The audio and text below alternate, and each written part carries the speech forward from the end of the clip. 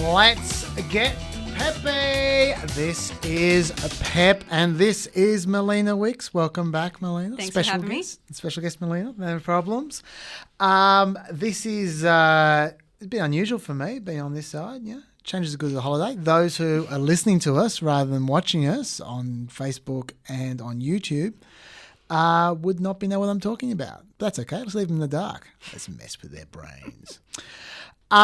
First of all, I did promise people that I know there are people who get a little bit annoyed when I constantly talk about my own life rather than about American politics. This is not meant to be about my life, but I have got a puppy, and that does come first. Pep has become pup, and and I did promise photos. Here you go, photo.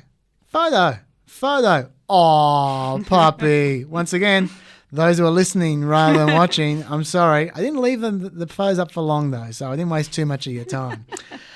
Should we get into it, Melina? Yes. Okay. All right. First of all, hot off the press, today on Friday, the Friday show of Planet America. There is no Wednesday show anymore, so just Planet America. Sad. It is. Well, it's not sad that I'm not doing 2 shows a week. I'm enjoying doing 1 show a week, to be honest. That's fair. You have a puppy to be responsible for now. I do, yeah. It didn't really matter when I had 2 kids, but now that I got a puppy, I got to get serious. Time to step up. Exactly, looking after my family.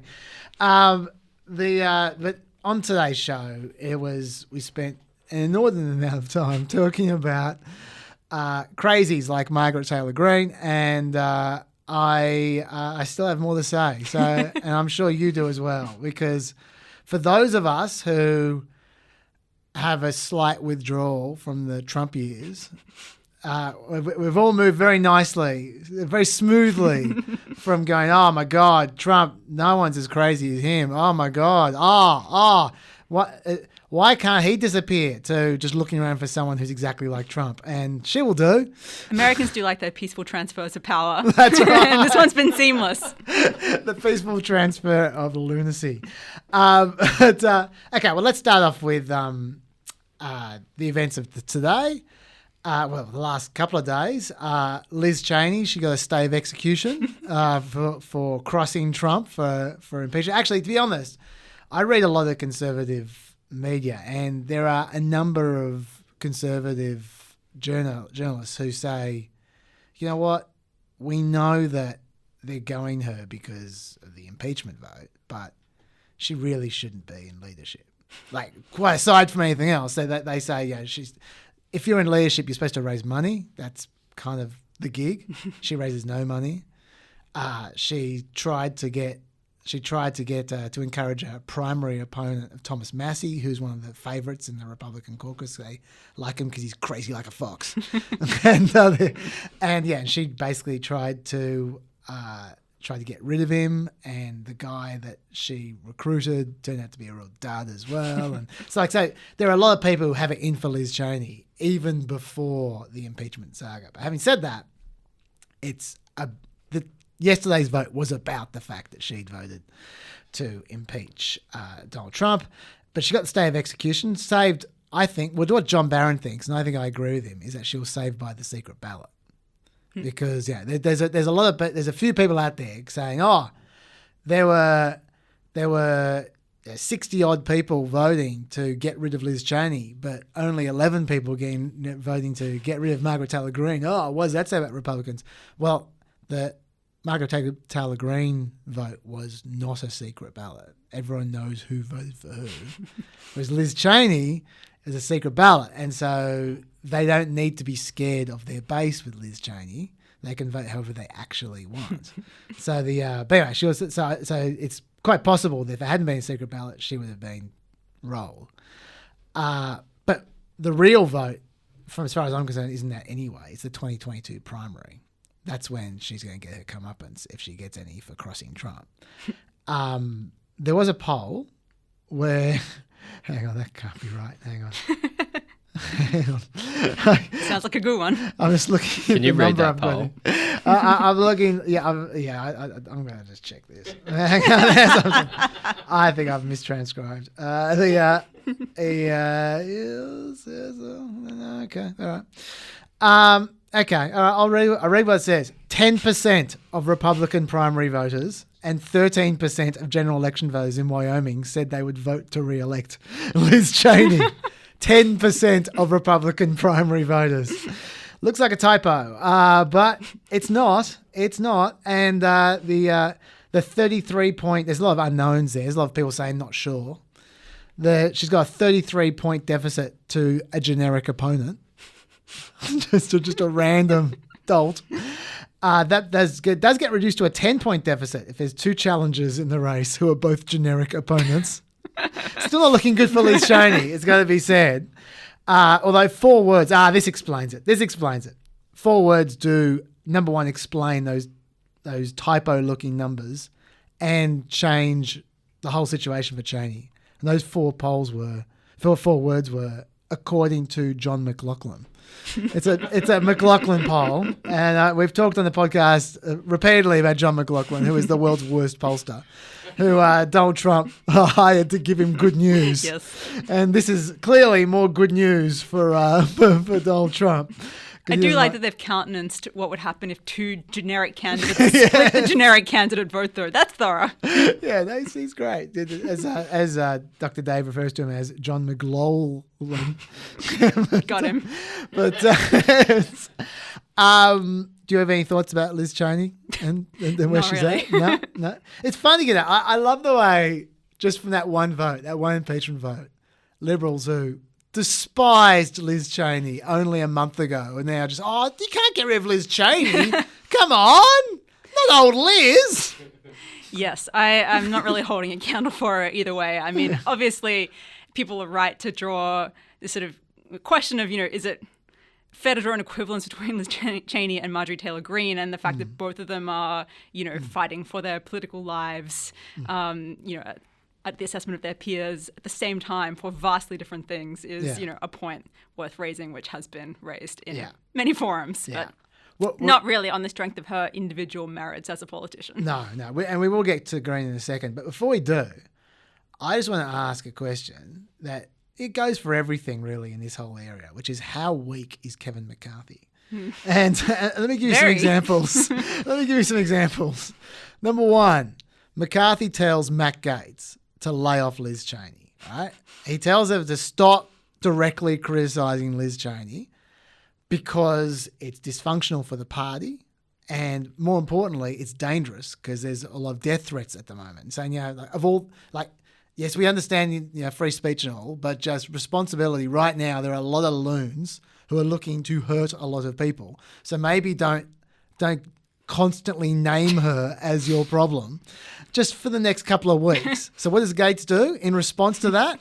He travels halfway across America to Wyoming to Liz Cheney's home state to hold a rally on the steps of her local Congress. It's all about her, just completely about her.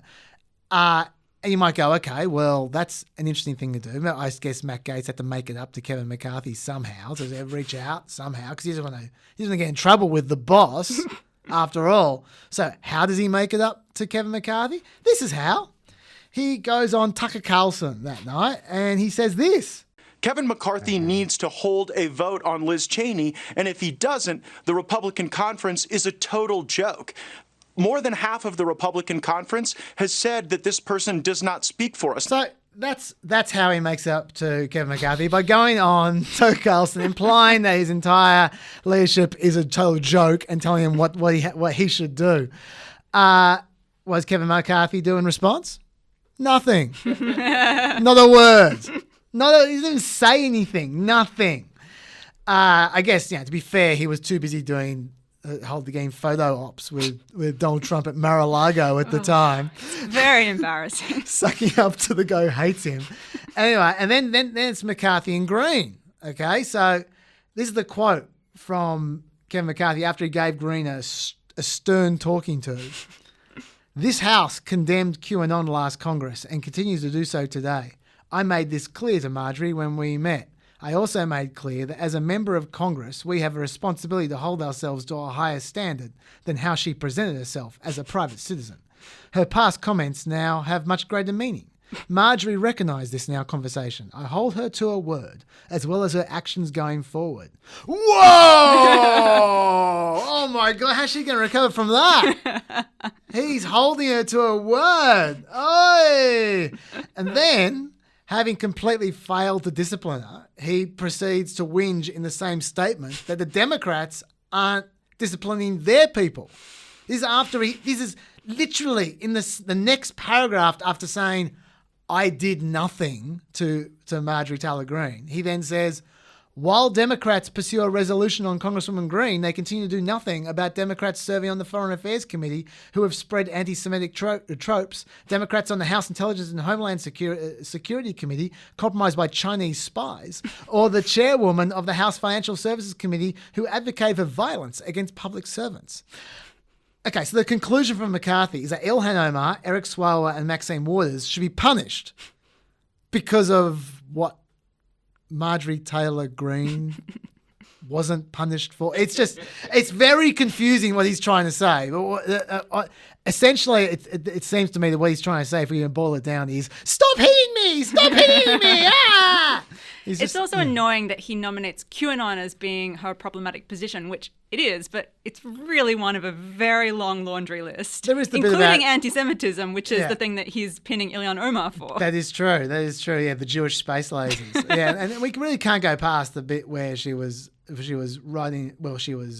liking approvingly about Nancy Pelosi getting shot in the head. And the squad being shot by her in Photoshop. That's right, there's that as well.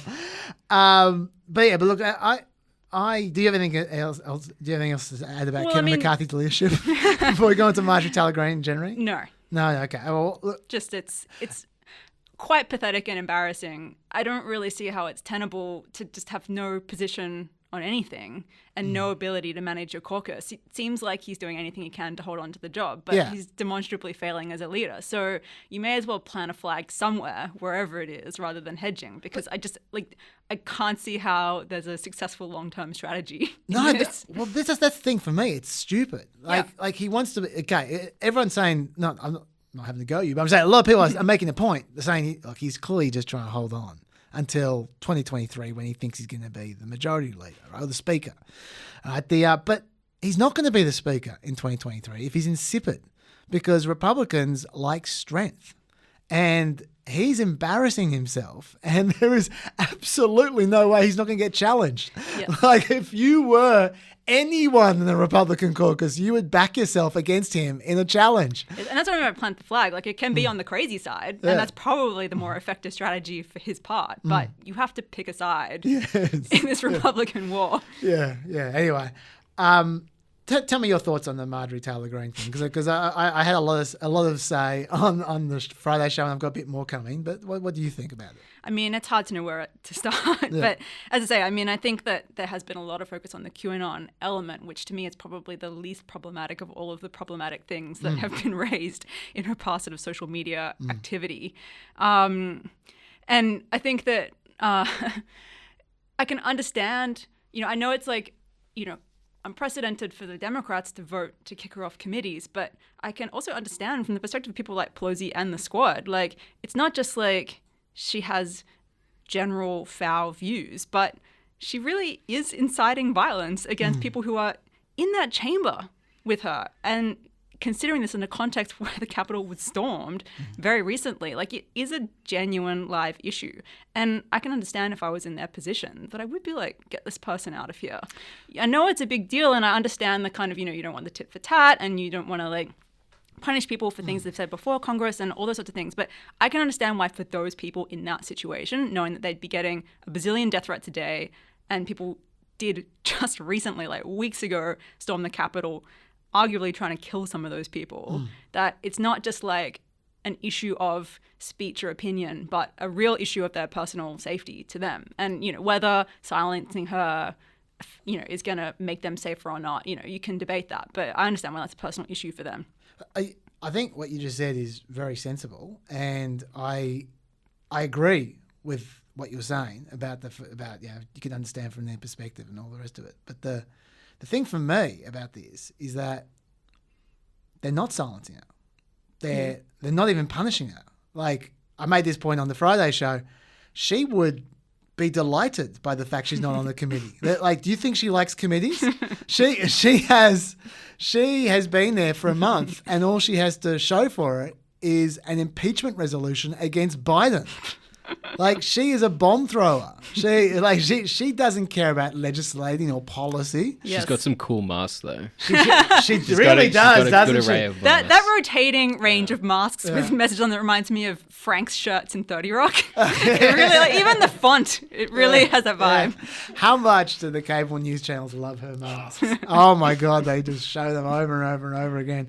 I mean, in terms of that attention seeking, I did recently go on it's much worse than I thought journey with her when I was sort of reading up, about all the background and controversies. There was a reference to the video where she's harassing a survivor of the Parkland shooting. Yeah, David Hogg, yeah. Yeah, and I was like, that's bad. She was like harassing this guy and someone caught it on video and put it on the internet and she got sprung. And that clicked person on the was link. her. That person was her. Yes. She filmed it herself and put it on her own YouTube page. Yes. And I'm guessing that journey I went on is very common for anyone seeking to find out more about Marjorie Taylor Greene. Yeah. She is just gets worse. She really is, a legitimately, I mean, look, I can't read her mind, but I've been on that same journey, and my conclusion is that she's a legitimately ugly person. Yes. Yeah, like she really is. She's not a good person.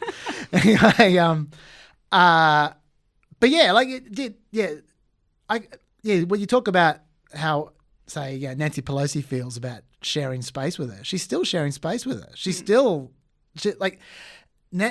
I think they'd probably like to kick her out of Congress. I'm sure they'd love to. An even more dramatic step, but I understand where they specifically would be coming from, even though, more broadly speaking, that would be a big move. Yeah. I understand, and that's got a whole other lot of issues expelling them from Congress completely. But just like I do agree with you. I feel sorry for the people who have to share space with her who have been attacked by her, and probably feel violated constantly by her, but I just don't think they have any options. And I think them you might say, well, this is the only option they've got. They've got to do something. And I understand, given what you just said about Kevin McCarthy, they've got to plant a flag somewhere, even if it's a pathetic flag.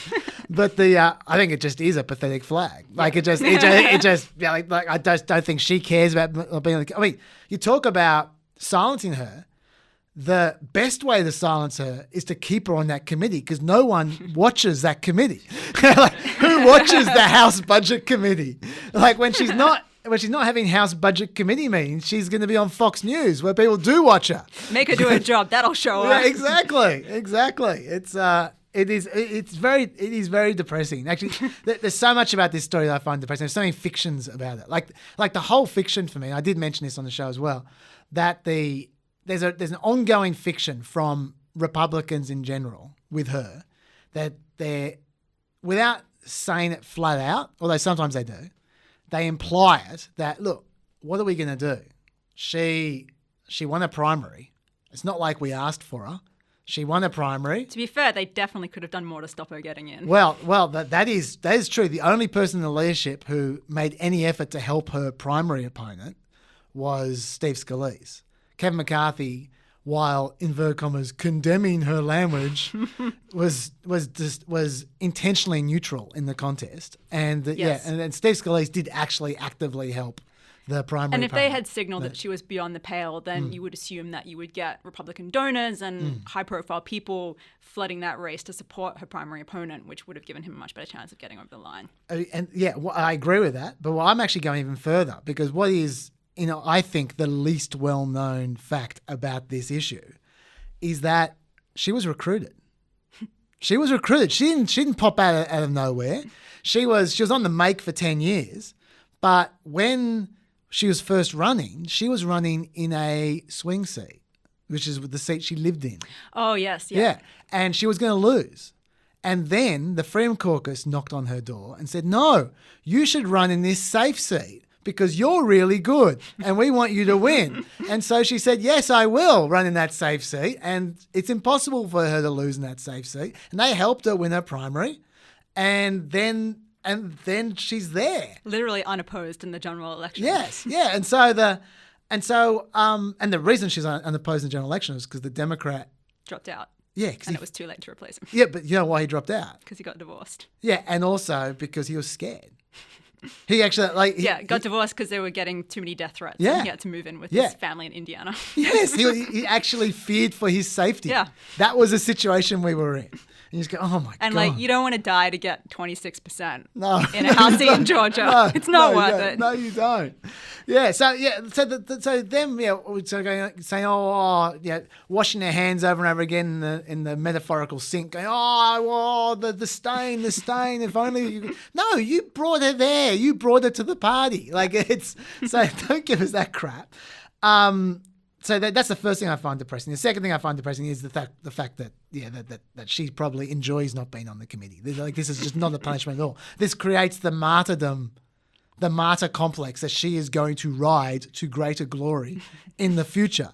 If she runs for speaker in 2023, which I would not rule out because she is definitely on the make. She will be using this primarily as her campaign tool. And also, I'm telling you now, there's no way that she doesn't have her eyes on the Senate seat or even the presidency somewhere down the track, because she's been at this for 10 years, desperately trying to do anything for attention.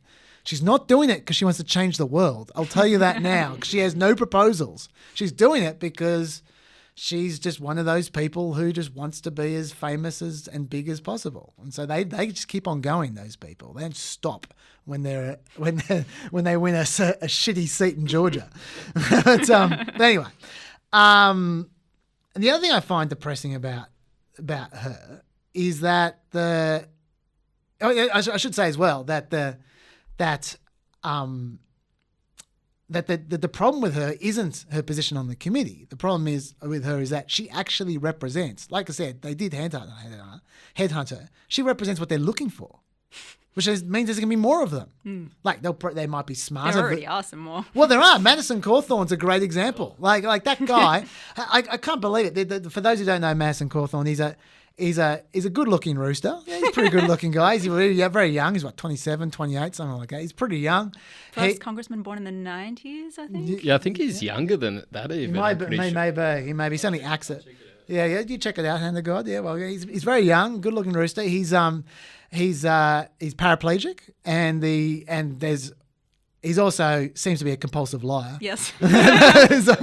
Apparently, he's a running joke within the Paralympic community to the point where I think they're in the habit of screenshotting his social media posts and sharing it amongst their community and laughing at him well before he became a congressman, because he constantly states that he's training for the Paralympics. I see.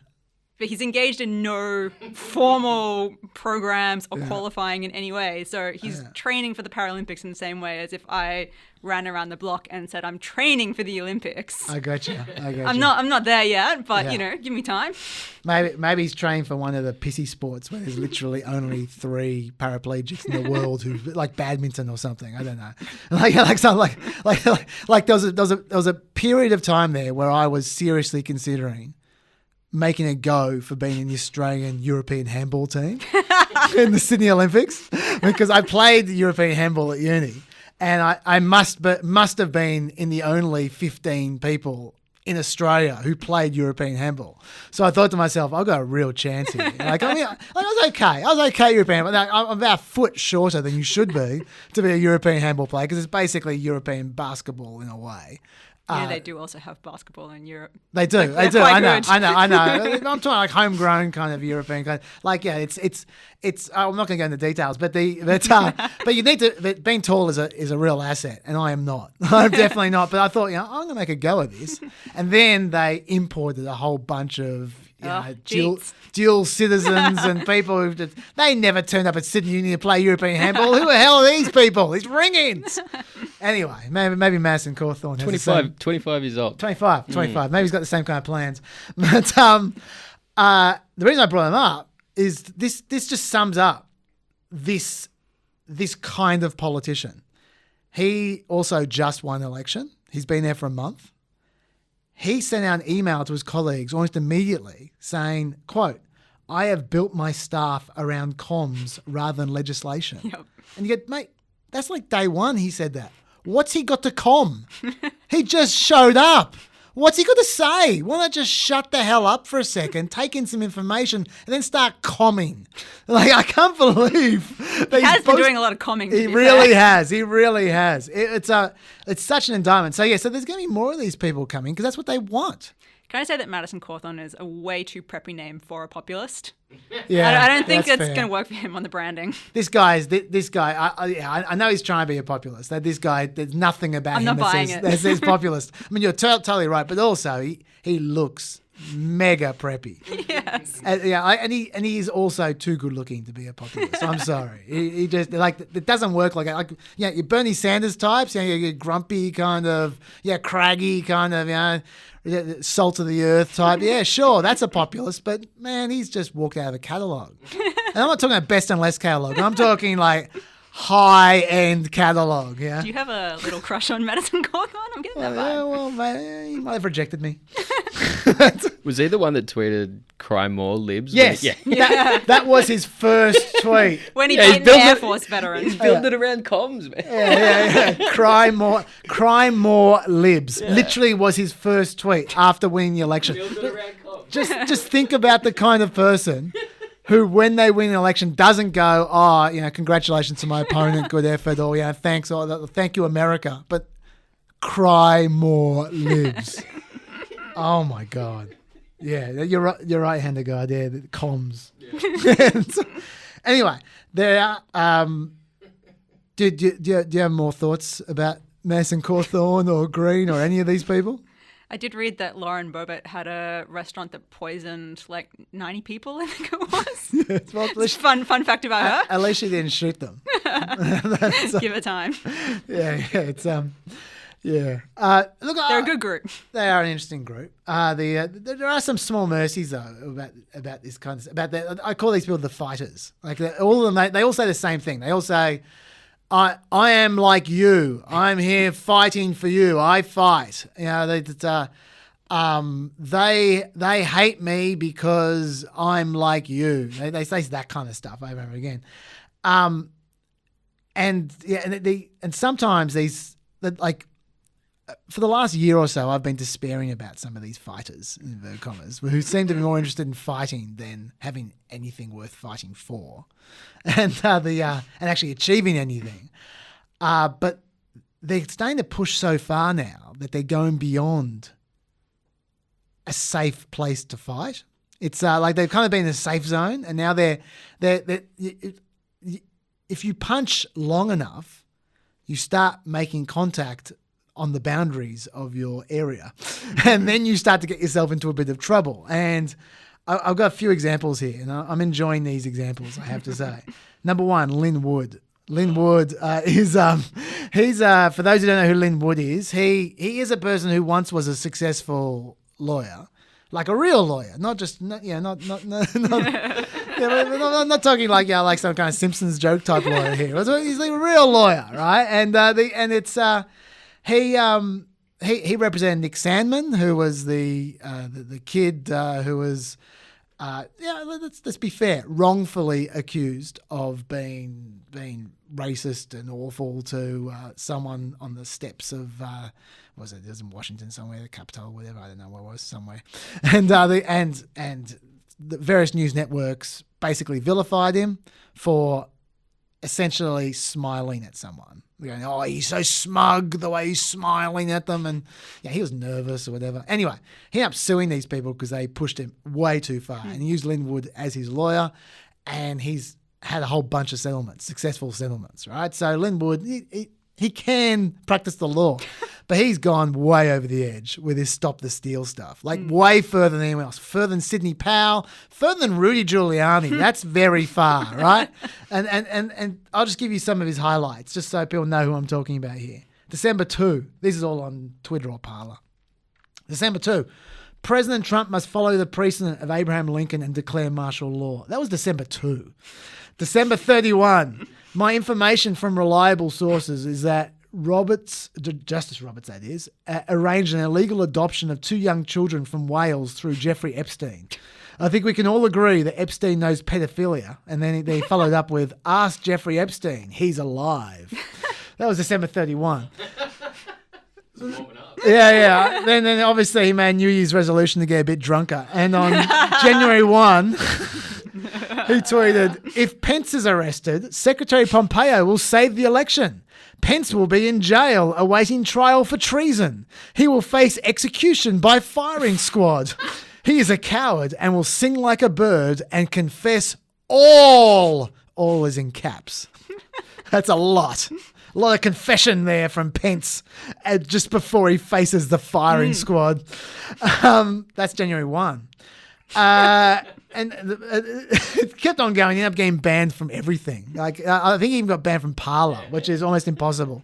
But the State Bar of Georgia told Linwood, "Dude, it's time to undergo a mental health evaluation if you want to stay on the bar in Georgia." Wow.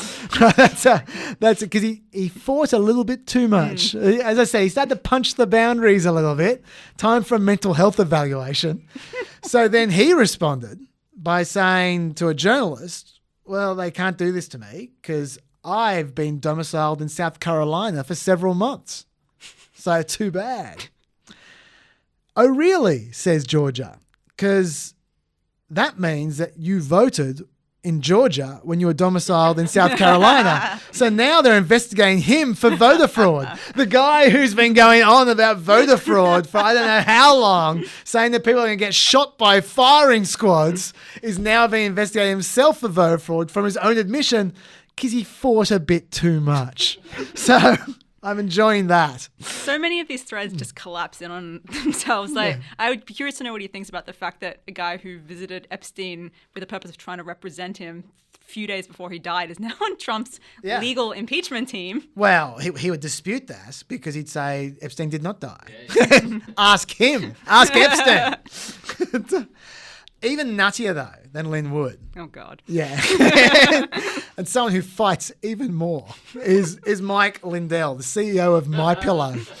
Now, for those who don't know him, he's a mate of Trump's. He's very rich. He was once a drug addict, and good on him. He got his life together, and now he's very wealthy. But for an ex-drug addict, he seems a lot like he hasn't stopped being addicted. to me, every time I see him, I go, that guy is not an ex-drug addict. So I'm sorry, he's just not.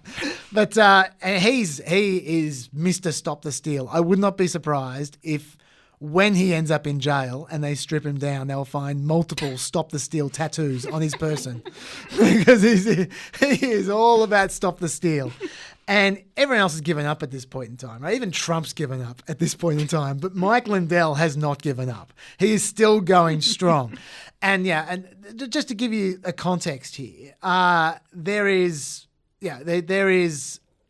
a lot of lawsuits going on these days from Dominion, the software company that was running not software, they actually made the voting machines that were in some states, even though the Stop the Steal guys were acting like they were everywhere. Yep.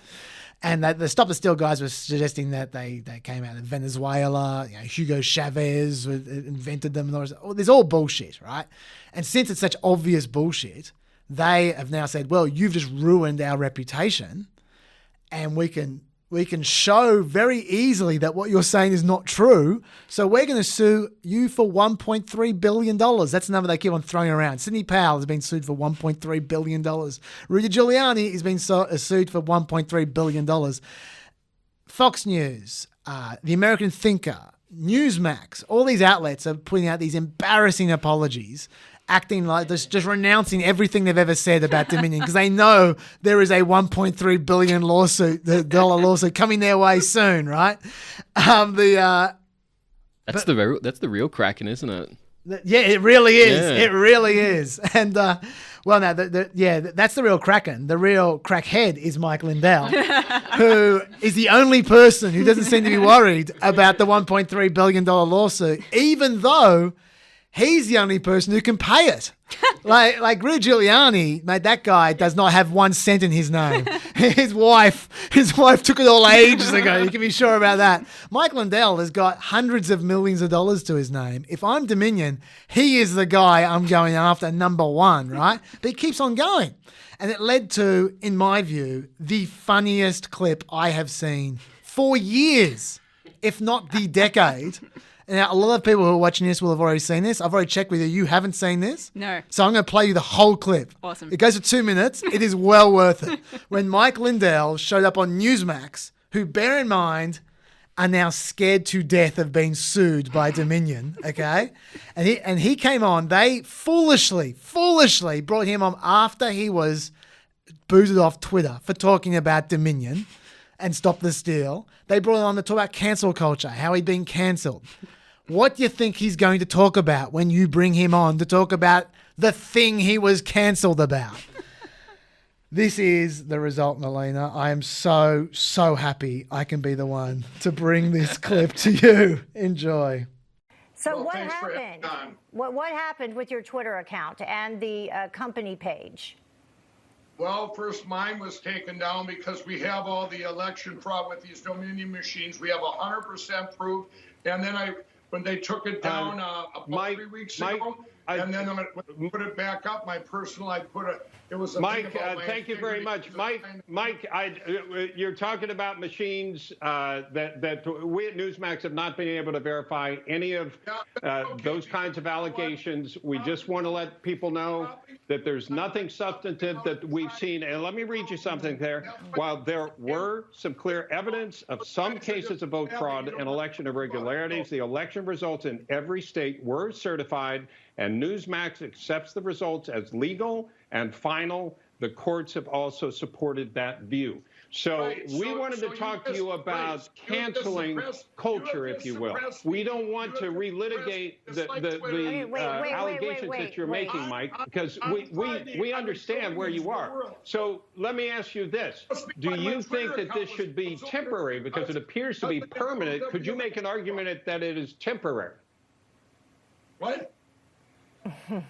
Could you make an argument that this could be a temporary banning rather than permanent? No, I want it to be a permanent because you know what? They did this because I'm revealing all the evidence on Friday of all the election fraud with these machines. So I'm sorry if you think it's not Mike, it's real. can I ask our producers, can we get out of here, please? I don't want to have to keep going over this. Actually, we at Newsmax have not been able to verify any of those allegations that you're... Mike, hold on a second. Everybody hold on a second. Mike, hold on 1 second. Let's talk a little bit about just what is happening overall in terms of censorship of... Trying to cancel out my company and myself. In this country, it's cancel culture.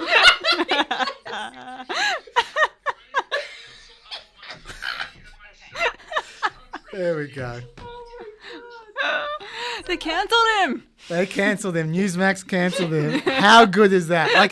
I mean, the natural comedy place to get out of that clip is after the minute of talkover, when he finally finishes his question, the guy and Michael goes, "What?"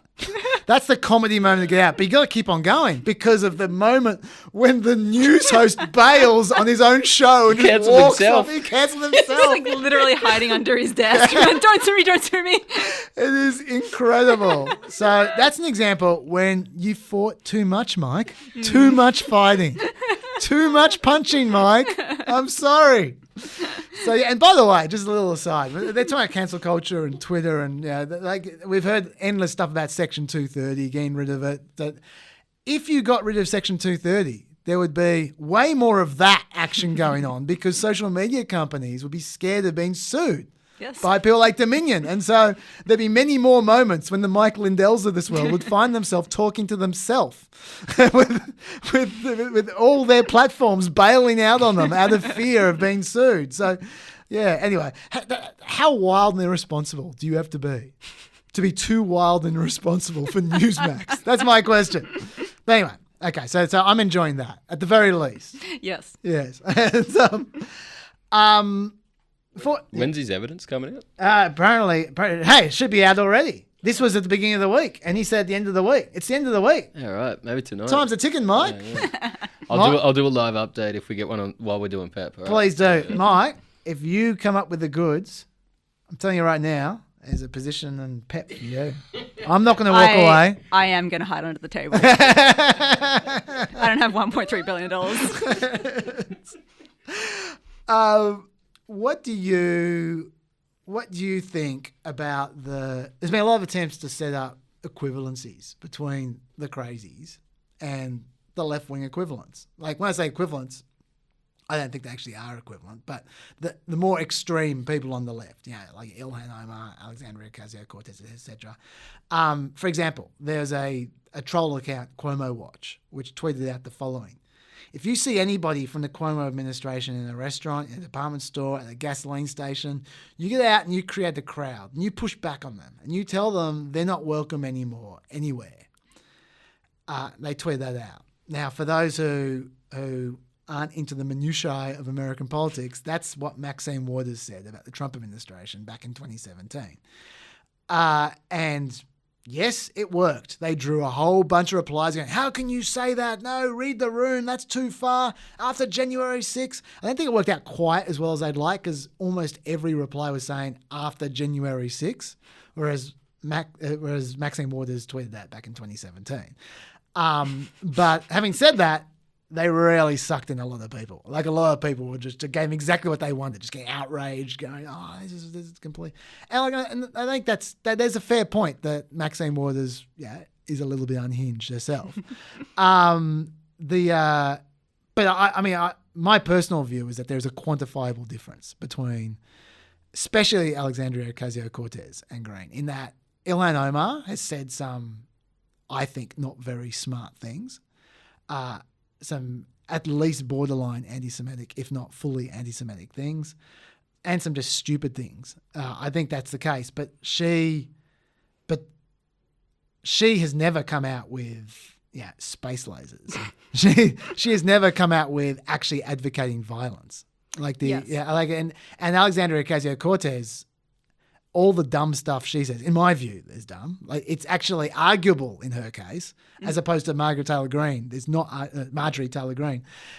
arguable. What she says is stupid. In Alexandria Ocasio-Cortez's case, I think she says a bunch of stupid stuff, but other people disagree. And the stuff that she says that I think is stupid is all about policy and all about debate and rhetoric. It's not about just crazy shit. So to my mind, that is a quantifiable difference. I don't know what you think. Yeah, I agree. What I don't like, I've read people drawing those comparisons, especially with the sort of accusations of Ilhan Omar's comments that were accused of being anti-Semitic. And the thing that I don't like is, some of those things I've read, people say, people presume the intent of the people on the left as positive. I read one thing where it was sort of like, she maybe said something anti-Semitic, but she didn't know or she didn't mean it. And it's like, I don't know what's in her head. I don't know if she meant it or not. She might not have, but I don't like the sort of tendency to presume the worst motives on the side we don't agree with and presume the best motives on the side we do agree with. But having said that, the difference between the kinds of comments that Marjorie Taylor Greene has made and the kind of comments that Ilhan Omar makes or Maxine Waters or AOC, you cannot seriously compare it. It's fundamentally different. Marjorie Taylor Greene has said so many things, for starters, that are racist, anti-Semitic, anti-Islamic, or crazy, or all of the above all at the same time. And also, all the incitement to violence is really serious. There was a comment that really stood out to me. I wrote it down. It was in an article talking about the storming of the Capitol, but I think it's sort of worth pointing out where talking about these tensions didn't just materialize on January 6th. Representative Barbara Lee of California said she'd been expecting some kind of flare-up after observing the rise of the far right for years. On the day of the vote, Lee, who had to escape the Capitol on September 11, 2001 in high heels, decided to wear tennis shoes just in case. And that really stuck with me in the sense of, I think that you do hear this increasingly violent rhetoric, and people like Marjorie Taylor Greene would be like, I don't mean it. It's just, it's just imagery. I'm just using metaphor. But there is clearly a palpable sense among people in Congress that their life is in increasing danger. And we have seen that borne out. And just because it happened once doesn't mean it can't happen again, doesn't mean it can't happen worse. So I think, as soon as you start getting to the point where it's repeated behavior, everything she says, there's no room for debate about whether it's racist, anti-Semitic, all of these things. They're pretty clearly using those kinds of tropes, using that kind of language. And as soon as you get anywhere into violence, I just think it's absurd to compare it to the kinds of things that AOC and Ilhan Omar says. Yeah, I just add two things. The first of which is it's one thing to say, oh, this is all metaphor. And I understand what they're talking about. Like when people talk, oh, we fight. I mean, as much as I hate the term about fighting, that's clearly a metaphor. Like it's clearly not saying you're physically fighting. But there's a famous quote of hers from 2019, which I read bits of it out on the show, where she's talking about storming the Capitol. She's literally talking about storming the Capitol. And she's saying, look, we try to do it peacefully. Now, we hope for it to be peaceful, but we've got to be prepared for it maybe not to be if we need to. Yeah, and you go, well, that happened. That actually happened 2 years later. So that stops being a metaphor when it actually happens. And putting up pictures of nooses and guns in like side by side with pictures of the Obamas and the squad, I mean, it is beyond the pale. And she hasn't apologized for that. No. She's come out and apologized, and that's supposed to be her, drawing a line in the sand between her pre-Congress comments and her post-Congress persona. But she's apologized for QAnon. She hasn't apologized for the threatening language about politicians who are in Congress with her. And to me, I just think that's unacceptable. I just don't understand how you can just turn a blind eye to that, as so many people in the House are, giving her standing ovations. Yeah. I want to know the logic of the standing ovation. Like, it's one thing to go, okay, I don't want to get distracted by all this talk of ancient Facebook posts or whatever, you like 2018. Whatever. I'm trying to get into their mindset. Yep. Yeah, I can understand. The world moves fast. Yeah, exactly. Short attention spans, goldfish bowl. You know the drill. I can understand that kind of thought process, but the thought process of no. We applaud you. You are a hero. You should be commended because you have done wonderful work. What the fuck has she done? Yes. What are you applauding? just sit down. Tell me what she's done that's so excellent. Like, it's just moderated a Facebook page. Anyway, the other thing I want to pick up on what you just said was, you might not know this. You just quoted, well, not quoted, but you paraphrased George W. Bush. Oh, no. Let me read you. And look, did I invade Iraq? This, thankfully, was not about Iraq. This is actually one of my favourite Bush quotes, and I do have a few. I got more than one. Like, he had some good speechwriters as well. I'm not saying he came up with this himself, but I do think of this quote a lot, which is why I could find it quite quickly when you start to move into that area. This is a quote from George W. Bush. Too often, we judge other groups by their worst examples, while judging ourselves by our best intentions. And this has strained our bonds of understanding and common purpose. And I think he is absolutely spot on. This is what everyone does. It's just that they judge their opponents by their worst examples, and they judge their side by their best intentions. And like the headline thing in terms of drawing the false equivalency is that we shouldn't let that tendency on either side mean that we just say nothing matters or everything's the same or it's only a matter of which side it comes from. Like, there are objective differences between Marjorie Taylor Greene and the other examples people are throwing around. And anyone who's not acknowledging that is either very disingenuous or very stupid and dangerous. Yeah. I will say this, though. There is one thing, as much as I've just said, I don't think they're equivalent at all. There is one thing that AOC has in common with MTG, apart from the acronym, and that is the thing which I indicated before. They fight. Now she doesn't fight about space lasers and stupid shit, but that is part of what the left love about her. That she fights, that she doesn't back down, that she doesn't apologize, that she escalates. When she gets into a fight with someone, she ain't going to be backing down. She's going to keep on going, and she's polite about it. She's not threatening violence. She's not being horrible, but she's never backing down. And well, it goes hand in hand with people who are savvy on social media. Like, that is the language of Twitter, and AOC is very famously very good at social media, has a lot of fans, engages in a lot of debate, and Marjorie Taylor Greene has that in common with her. Yeah. And I think that, part of the culture of those kinds of sites is you really have a vociferous opinion and you stick to it and you're willing to fight for it. I'll give you an example from this week, which is I was talking about the GameStop thing, and Ted Cruz was trying to ride the wave as he does. AOC was saying something populist and positive about the Wall Street bets guys, And Ted Cruz profoundly quoted her and said, fully agree. And that was it. And I'm sure when he did that, he was expecting to get, in response, a bunch of people going, wow, Ted Cruz and AOC agree with something. Look, that's amazing. It's the end of the world. Oh, cats and dogs are reunited, etc. But what he got instead was AOC responding with, I am happy to work with Republicans on this issue when there's common ground, but you almost had me murdered 3 weeks ago, so you can sit this one out. Happy to work with almost any other GOP that aren't trying to get me killed. In the meantime, if you want to help, you can resign. Now, that's funny. And I agree with her broader point that Ted Cruz 3 weeks ago was being a massive asshole, and you can't escape it that easy, mate. Yes. And I have no problems with her bearing a grudge and wanting accountability, which she then went on to say. She did, to be fair to her, that was not the only tweet. She kept on going and saying, what I'm looking for here is accountability. You can't just walk away. And that's fair enough. Accountability for what he did is a good thing. Accountability for, quote, trying to get me killed is stupid. that I don't think anyone thinks, including AOC, that Ted Cruz was trying to get her killed. That's escalation and being maximalist with your rhetoric and being as aggressive as possible.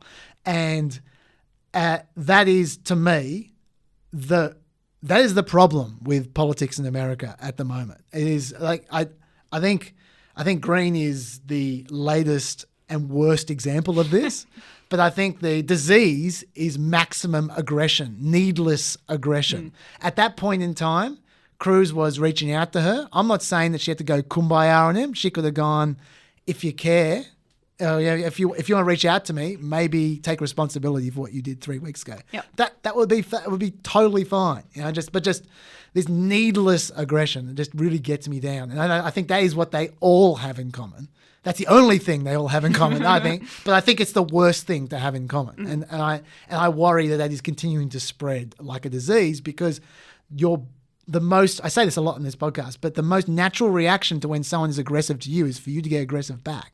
You need to be basically Jesus Christ to resist. I make a special effort online to try to not be like that, but I find myself constantly getting pulled in because it's just a natural reaction that when someone's awful to you, it's very hard to keep on turning the other cheek. And especially if you're a politician and you look like a Cooke. Cuck. How do you say it? Cook? Cuck? Cuck. A cuck. You look like a cuck. You look like a complete wuss. If you just go, yeah, punch me again. And so that is the kind of thing.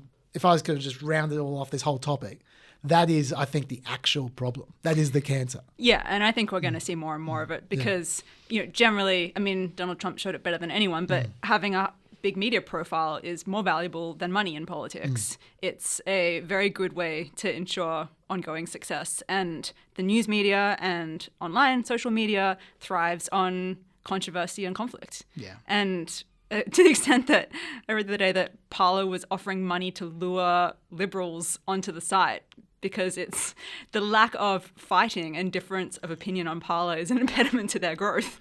So basically what they were trying to do was pay Alan Combs's to pop up on Parler. They offered $10,000 to any openly progressive pundit with at least 50,000 followers on Twitter or Facebook who is willing to join and engage in open debate. Yeah, literally. They're looking for. I mean, Alan Combs is dead, so tough luck. For those who don't know what I'm referring to, because you're under the age of about 100. When Fox News first started, Hannity had an offsider. That it was Hannity and Combs. There you go. See, this is the point. Alan Combs was such a nobody. It was so insignificant that people just forget he existed, even though he was, for the first 15 years of Fox News, he was on their top rating show.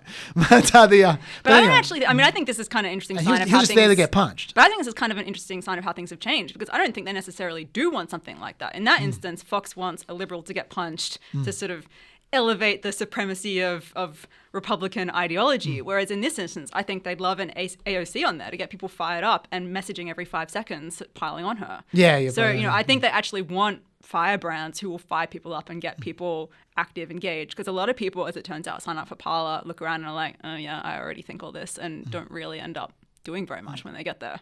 By the way, talking about Fox News and Combs, I'll add 2 things. The first of which is, just after Combs left, there was this period where Hannity was adjusting to life without combs. And it was a very funny period. It was a very, very funny period because the show was not like it is now. Okay, he sort of reinvented himself a little bit and then reinvented himself again to be a bit more normal. But in that middle period when he was just flailing and not quite sure what he was going to do without combs, he had this football on set. I'm not sure if you're aware of this. He had this American football that he kept on throwing off camera. Like to ad breaks, he'd be throwing a football. Like, it's just have a look online. You will find footage of Hannity throwing this bloody football on his set. He was doing it for about a year, throwing his football. And and then he sort of reinvented his show to be a bit more relaxed. Is this like when people leave like an empty chair when they've lost someone at the family table? I mean, he wasn't like throwing the football and going, Combs! He wasn't doing that. But was he doing it with his eyes? Maybe. I can't read what's in the guy's head. It was strange behaviour. We made fun of it on the wall and everything. That's when it was around there. Did anyone ever throw the football back? No one ever threw the football back. Poor Hannity. Explains so much. The other thing about Fox News is I was watching some of this impeachment stuff on Fox recently to get their take. And who was the host but Trey Gowdy, who was a politician who I was into a few years back. I'm never going to... if he becomes a Fox News regular, then I'm going to hear about that a lot, I expect, from our listeners. But anyway... And so I looked it up. I was going, was Trey Gowdy a Fox News host now? What's going on? So I looked it up, and there was an article there saying, no, they're actually rotating guest hosts on this show, Fox Prime Time, for a week at a time. He's hosting for a week, right? Okay. The reason I'm bringing this up is because in that article, which I'm going to show you now, they showcased what, in my view, is Trey Gowdy's worst hairstyle ever. And for those who know anything about Trey Gowdy, that is an incredible feat. The man has been through so many terrible hairstyles. Like it's like saying the most annoying net ad. Right? They're just, all of them are just equally bad, right? So I want to show you Trey Gowdy's worst ever hairstyle. That is what I'm talking about. Ooh, no. Incredible. I should say that his hairstyle's not like that on Fox News at the moment. They've made him have normal hair. But if he gets comfortable, he's going to come out with something. I've never seen that before. That arrangement of hair. He's had so many strange hairstyles. You know what it reminds me of? Hand of God, when I showed him before, he was saying it looked evil. To me, it doesn't look evil. You know what it looks to me? It looks to me like a character from the Hunger Games. Yes. Like one of those, like that freaky host. You know? Like every one of Trey Gowdy's hairstyles looks like the host from the Hunger Games, even though they're all different. Every single one of them. But anyway, let's get back on the straight and narrow here. Let's change the topics. I asked you to, I didn't ask you to, you asked me to say, let's talk about COVID because you've been doing a lot of research on vaccines. We can get to that in a sec. Before we do though, Stats Nugget. This is an interesting one. Yeah, you might know this already, but I thought it was worth bringing to the table. Which is that there have now been 9 consecutive elections with the margin closer than 10 points. That's never happened before. Never in history. We've got to go back to the years immediately following the Civil War to find something even close. When there were 7 consecutive elections with a margin closer than 10 points. And that in that same period, from 1876 to 1900, there were also 2 times that the popular vote winner lost the Electoral College, like now. So they've got things in common. It also happens to be the time of the greatest polarisation. No surprise there. And guess what? Our polarisation now is higher. So it's an indication of just how screwed America is at the moment, that its polarization and the whole situation is the worst in history as far as close, aggravated combativeness goes in politics, and in fact was worse than the period immediately following the Civil War. So that's a depressing stats nugget for you. But let's talk COVID. Some great anniversaries coming up with COVID, Melina. Some great anniversaries because, we're a year since a lot of people say a lot of stupid things. So pretty much every time I bring up COVID from now on, for the next month or two, I'm gonna bring you an anniversary when someone said something really dumb. Today was the 1 year anniversary. Not today, this week is the 1 year anniversary of when Wilbur Ross said this. He's the Commerce Secretary for Donald Trump. So I think it will help to accelerate the return of jobs to North America, some to U.S., probably some to Mexico as well. Wrong!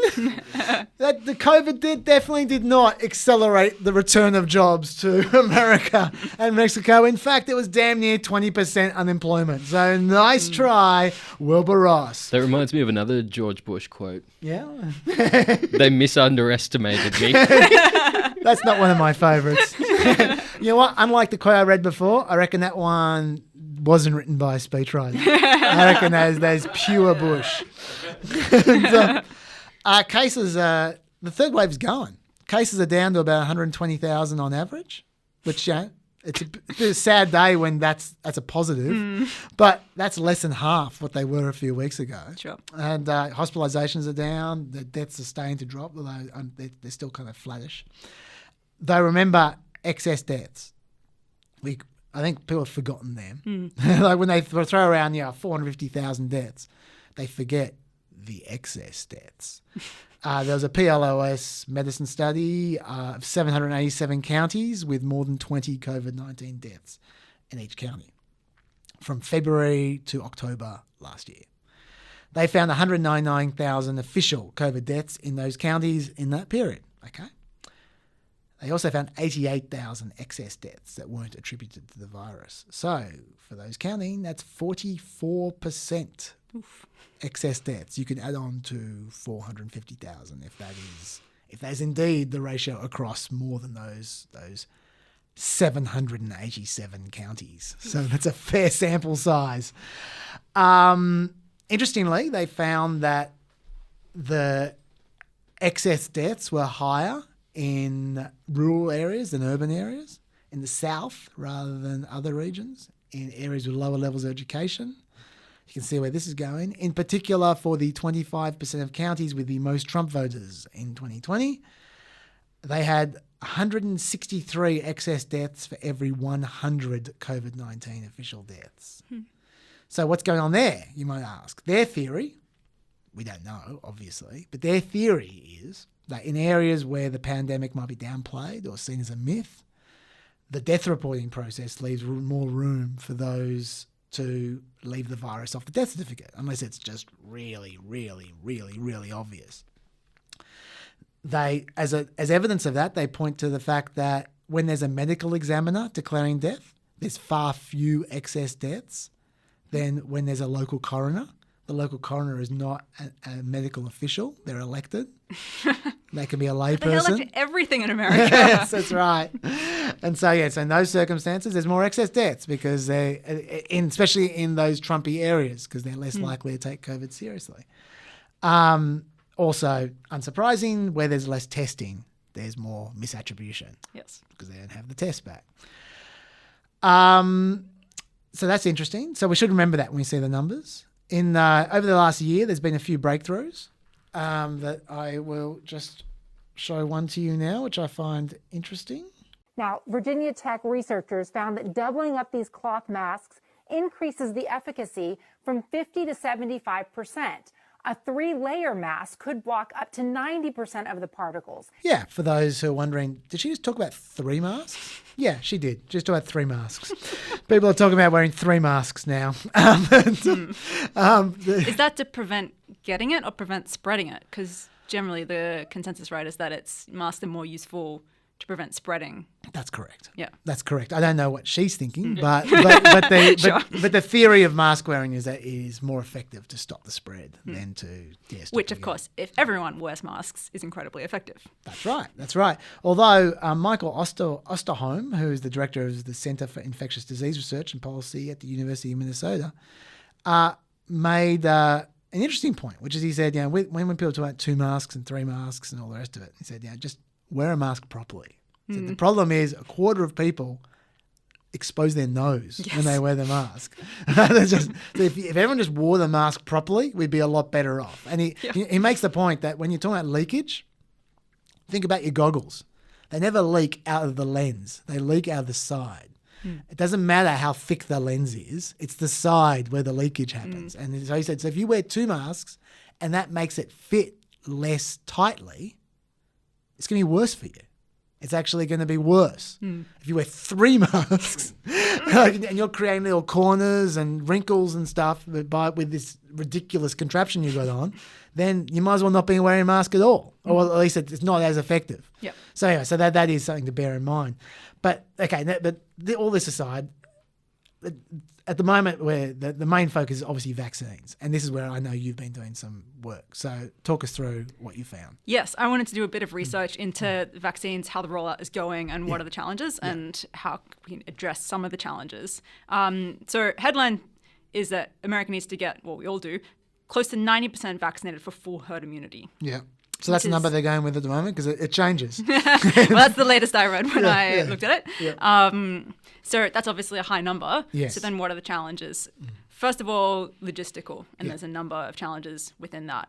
One is supply. So obviously, I mean, Biden and his people claim that when they got in, there was basically nothing left in the national stockpile, and also that Trump had been misleading people about the company's capacity to ramp up production to meet the targets. So it's obviously a massive challenge to be suddenly, creating a vaccine and then making hundreds of millions of doses of it. Would be hard for anybody, but at the moment there is an issue with companies struggling to ramp up as much production as required to hit the rates needed. One thing which would probably help that, I imagine, is the fact they've got 2 more vaccines coming online this week. No, the Novavax and J&J. Yeah. So, and so when people start talking about, there are debates about whether to give 1 dose only and delay the second dose, or give half doses to young people, neither of which has been tested in the clinical trials. I mean, I think that's crazy. Do it once and do it right. Yeah. And, even if it takes longer. And not least because it definitely should be necessary, because there's currently vaccine stock sitting on shelves, even though they're not getting it out fast enough. The latest is there's 57.4 million doses of COVID vaccines that have been distributed to the states, and of those 35.2 million have been administered. And so is the situation that they're not administering them because they're holding them for second doses, or are they not administering them because they're shit? Combination. So there's been a lot of argument about whether Trump had a distribution plan or not. Biden's people argue that Trump didn't. He had a plan to sort of get vaccines out to the first lot of people, which is healthcare workers and the very elderly, but not a plan beyond that. Okay. But more to the point, the argument generally boils down to the fact that Trump's plan was basically get the vaccines, get them to the states, and then let the states handle it. The problem with that is that it means that every state has different levels of competency with that. And by not following it and tracking it at a federal level, it's meant that they've been very slow to identify who's doing it well and who's doing it poorly and why. What are the bottlenecks? So that's something that Biden is trying, and his team is trying to get a handle on at the moment and improve those processes. So one important change they've brought in just recently is that Trump was giving states a day's or a week's notice at the most when new batches were coming. Biden's committed to giving states 3 weeks notice of when supply is coming, so that they can more effectively plan, okay, we're getting this much on this date. How is that going to be rolled out? And that would be important as well, because 3 weeks is about the period between the first and second shot. So they don't need to, if they've got 3 weeks notice, they don't need to store away a second shot for the person who's getting a shot now, because they know exactly how many they'll have in 3 weeks' time. Yeah. And also just sort of getting those supply networks in place, because there's been a lot of problems getting them from the state authorities into people's arms. So knowing how much is coming means, and working through your priority lists of who should be getting it first, that gives you time to plan that and plan how it's actually going to make its way from facility to facility or to people. There's also, Biden's people discovered there were more than 20 million vaccine doses that were unaccounted for. That's also part of the problem with the federal government not tracking it at all. So it made it very hard to identify what was going on. In some instances, some of it is delays in reporting. And they've tried to start tracking that more effectively so that there will be less of that issue. But a lot of it is people holding it, waiting to find out, do we hold the second dose to people? Do we get it out to people? There's a big discrepancy between the states. So every state is receiving the vaccines on a per capita basis. So it's directly comparable in terms of how the states are doing. They're getting however much is available, it's getting distributed proportional to populations. So the state which has the highest percentage of the vaccines they've received administered is North Dakota on 90.62%. Okay. Compared to the state which has had the least. Can you guess which one it is? I'm guessing California? No, Missouri. Missouri. Often shows up in worst stats. It does often. 53.19% of their vaccines have been administered. Interestingly, one state that's been a bit of a surprise is West Virginia, which doesn't have a reputation for having the best system, has administered 85.12% of their vaccine, which is the second highest. And that has been attributed to the fact that they were the only state that didn't partake in a pharmacy scheme that turned out to be a total dud. So there was a scheme that basically enlisted these particular pharmacies to distribute the vaccines to nursing homes. These are like the national pharmacies, like Walgreens, CVS, that kind of thing. Yeah. And they did a very poor job. Yeah. It's quite complicated to get them out into nursing homes, but this turned out to be a big bottleneck across multiple states. Do you know what West Virginia did instead? They used local pharmacies to distribute it. Yeah. Can I say, by the way, I don't want to interrupt your flow because you're doing very well, but I went from my visits to America like a decade ago. I've really got to get back to America. Same. One of the things which I just loved about America were their pharmacies. Like you go into Is that because they have snacks? Yes, they're like supermarkets. Yeah, They're awesome. Oh, I love them. So many great snacks, so many great drinks, and they're open 24 hours. Yes, that is good. Oh my God! The only thing I found strange was that they had regional pharmacies. Like there's Dwayne Reed's in New York, and there's no Dwayne Reed's in Texas. You go, well, that's weird. Anyway, but great pharmacies, apart from the fact they screwed up the vaccines. They did. Go on. So, I mean, obviously America has almost unique challenges, certainly very different challenges compared to us in having a very decentralized system in general and a decentralized healthcare system, largely privatized. The idea of sort of leaving it state by state, even though states do run their own healthcare systems, and I can see why that would have some appeal, I think did create a lot of problems. It is one of those things where, because of the size of the challenge, you're literally trying to vaccinate hundreds of millions of people twice. I think it does make sense to have at least a strong level of federal coordination and tracking, not least so that you can tell Missouri what North Dakota is doing well and they can try to do it better. Also, tracking doesn't mean that you're telling them what to do. No. Tracking just means you're keeping track. Yeah. If the vaccines are coming from the federal government, you need to know where they're going. Yeah. They're just steps in a chain. So the fact that there was just a complete sort of dark spot in the middle of that process, it went out and then the federal government's program didn't learn what had happened to the vaccines until they had been administered and that information had been fed back was a problem, is being resolved. So that's a good thing. Yep. Another big problem with the rollout is vaccine hesitancy, which is not just anti-vaxxers. It's a much bigger problem than anti-vaxxers.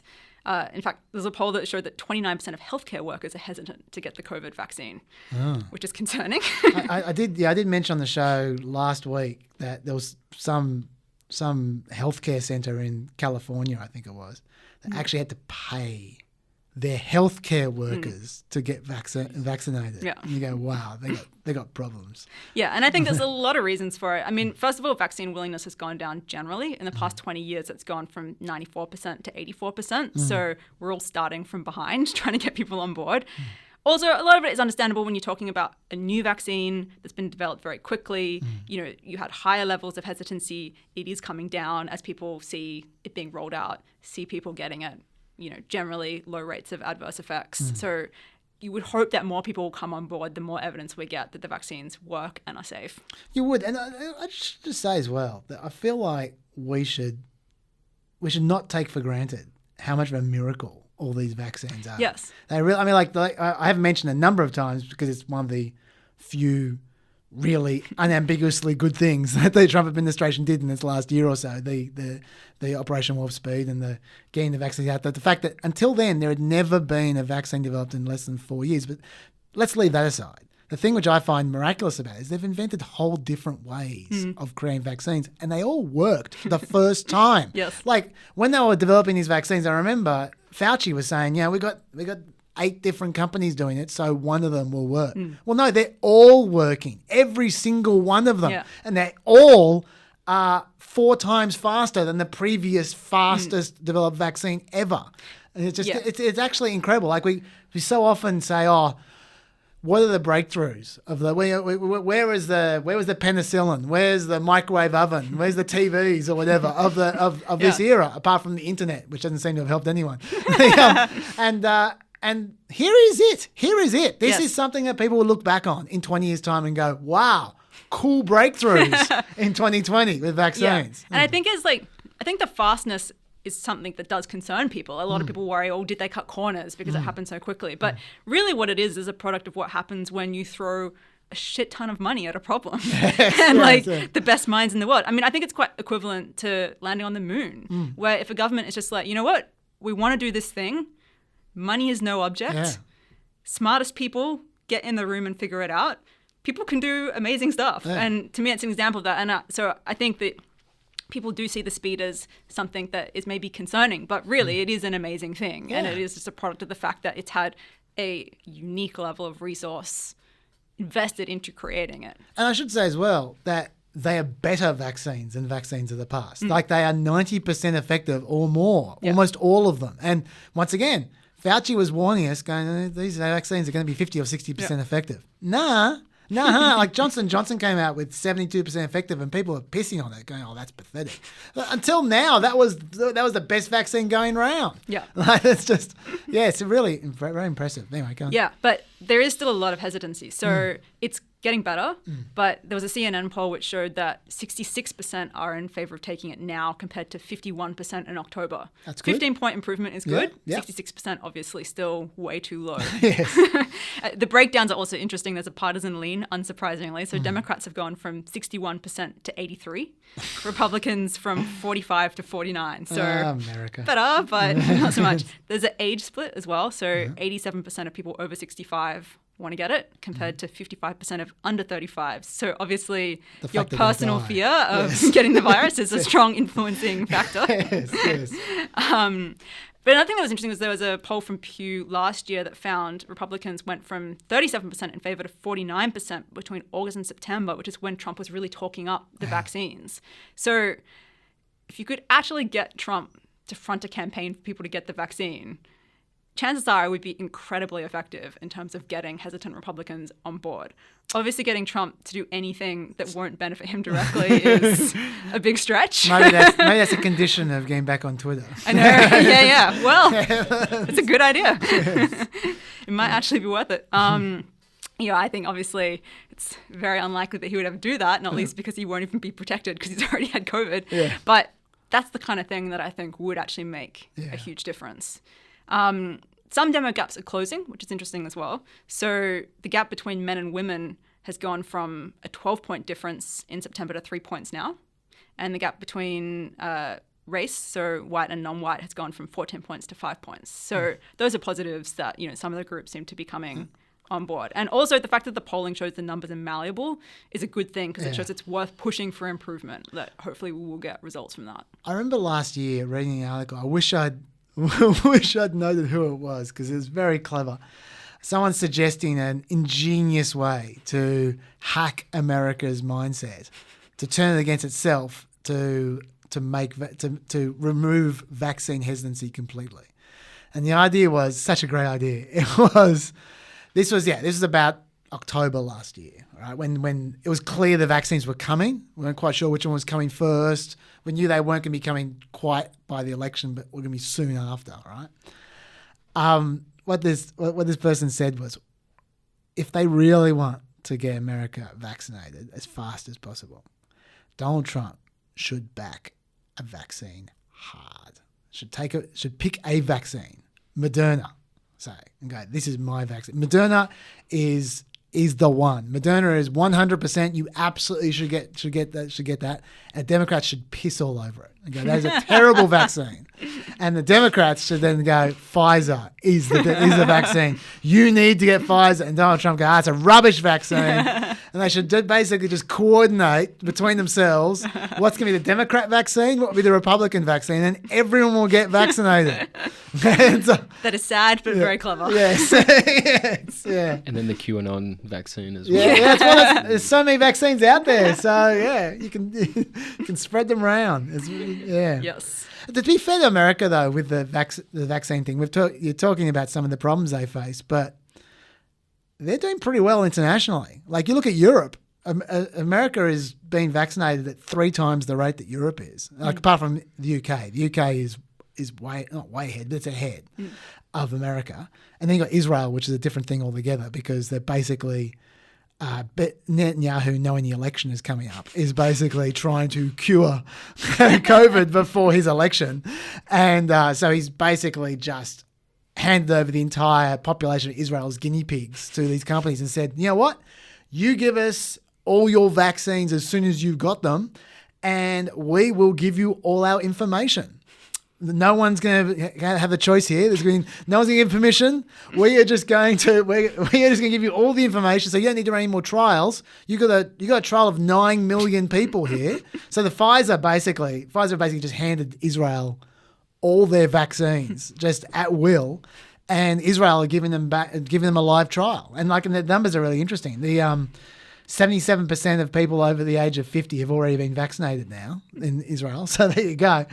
And the results are 371 out of 715,000 Israelis who, let's love Israelis who passed at least a week after receiving 2 doses of the Pfizer vaccine have contracted the virus. So 371 out of 715,000, or 0.04%, with 16 of them out of 715,000 being sent to hospital and none of them dying, according to a health ministry report. Pretty good. So there's some results for you. So that's interesting, like the way Israel's. I'm kind of surprised Australia didn't do the same thing. I know we don't have an election, but we're a small country like Israel, like in terms of population. We've got lots of money like Israel, so we can afford to pay for it.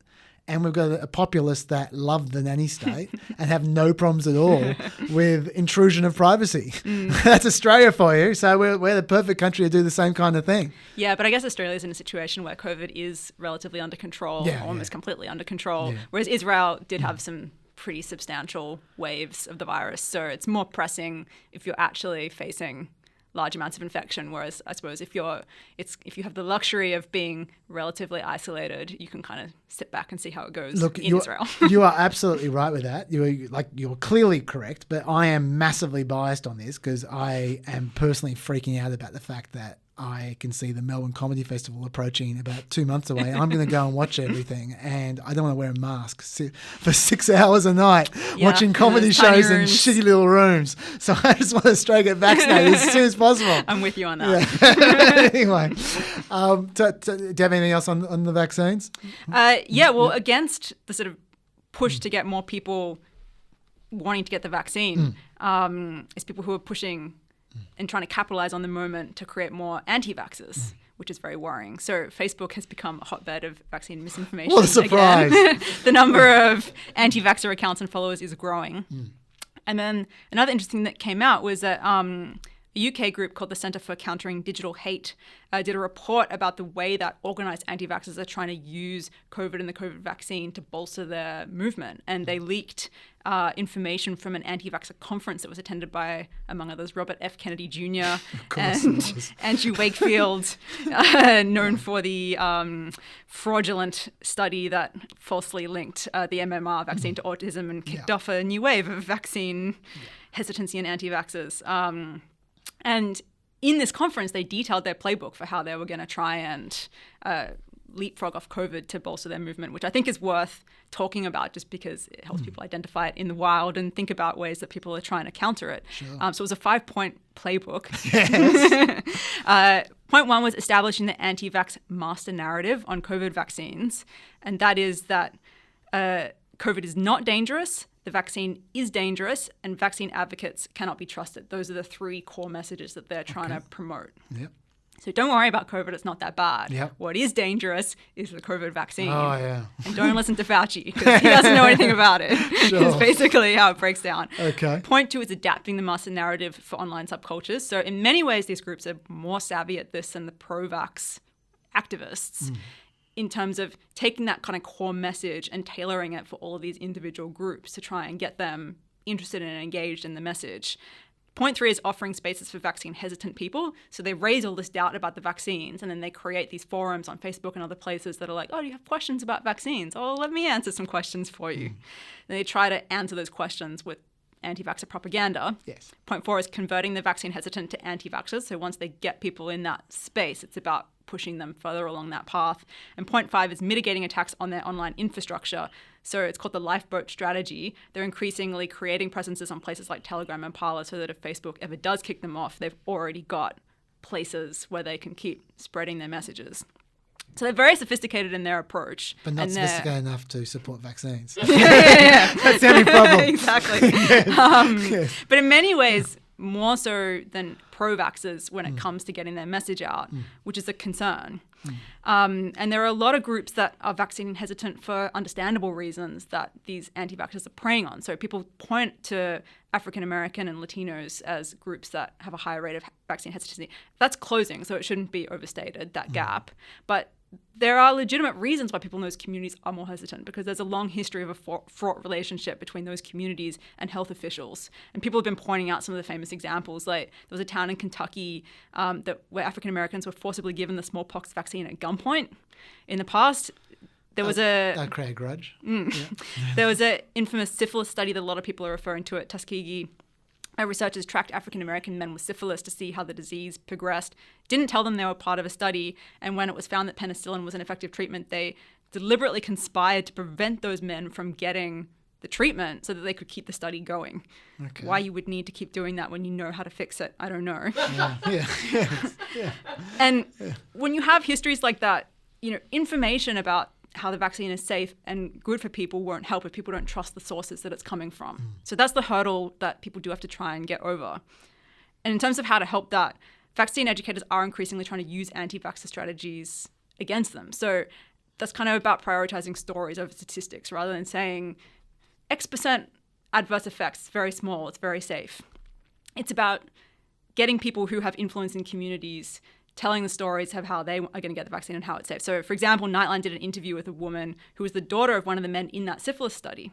And she talked about what happened to her dad and how it was a disgrace and all the sort of shame and hurt that it caused her family. But then they asked her, would you get the COVID vaccine? And she said, yes, I wouldn't hesitate. I really need it. And that is way more powerful than anything that Biden or Fauci can say at a press conference, stories like that. So I think for all the hesitant groups, and to be fair, a lot of people are already doing this work. Engaging influencers in all the different communities is really important. It's like we were talking about, a vaccine for each different group. You need messaging for each different group. So it's about trying to get Trump or Trumpy people, Fox News, talking about the vaccine to Republicans. It's also about church leaders, or it's about people in the African American community, speaking to that community. Like Kareem Abdul-Jabbar, who is the NBA all-time leading scorer, has argued that players should be a part of a campaign to get the vaccine. And I'm a big basketball fan. A lot of NBA players are getting COVID right now because they're trying to do the season in this environment where COVID is just everywhere. If all of those players got the vaccine on TV, on social media, and players started getting less COVID, that would be very effective. How have they not gotten the vaccine so far? Because it's being prioritized for healthcare workers and the elderly. Well, I got to say, I'm actually pleasantly surprised. I mean, I agree with you. They should, but I'm pleasantly surprised that in America, being super rich doesn't buy you the vaccine. Yeah, well, there's very limited supply. But there's a federal guidance, which is that it should go to healthcare workers and the elderly first. Yeah. And states can they're administering that in different ways, but they are generally all trying to follow that guideline in different ways. And there's a long history of influencer campaigns to promote vaccine tech. You can Google photos of Elvis getting the polio vaccine. Sure. So this stuff works. So I think flooding TV and social media with positive vaccine messages of people getting it and not having a bad reaction is going to change people's mind more than the sort of technical side of things. So I think that's really important. And the last thing I want to say on vaccines was that even if the rollout is ultimately very fast and very successful, it's worth bearing in mind that it's not a panacea. And it's still just as important for things to be funded, like more masks, more testing, more contact tracing, and more genomic testing, none of which is really happening at the rate that it should be. The more contagious UK, South African, and Brazilian strains are already out in America, roaming freely. There's not nearly enough genomic sequencing to trace where it is and where it's happening. So at CDC is sequencing 6,000 samples a week. Experts say they need to be doing at least 10,000 a day. Well, in Denmark, literally every single person who gets COVID is genomically sequenced. Every single one. Like that, they're the one that Denmark is the country where we learnt the most about the British variant and the South African variant, the Brazilian variant, because they've got this perfect sample.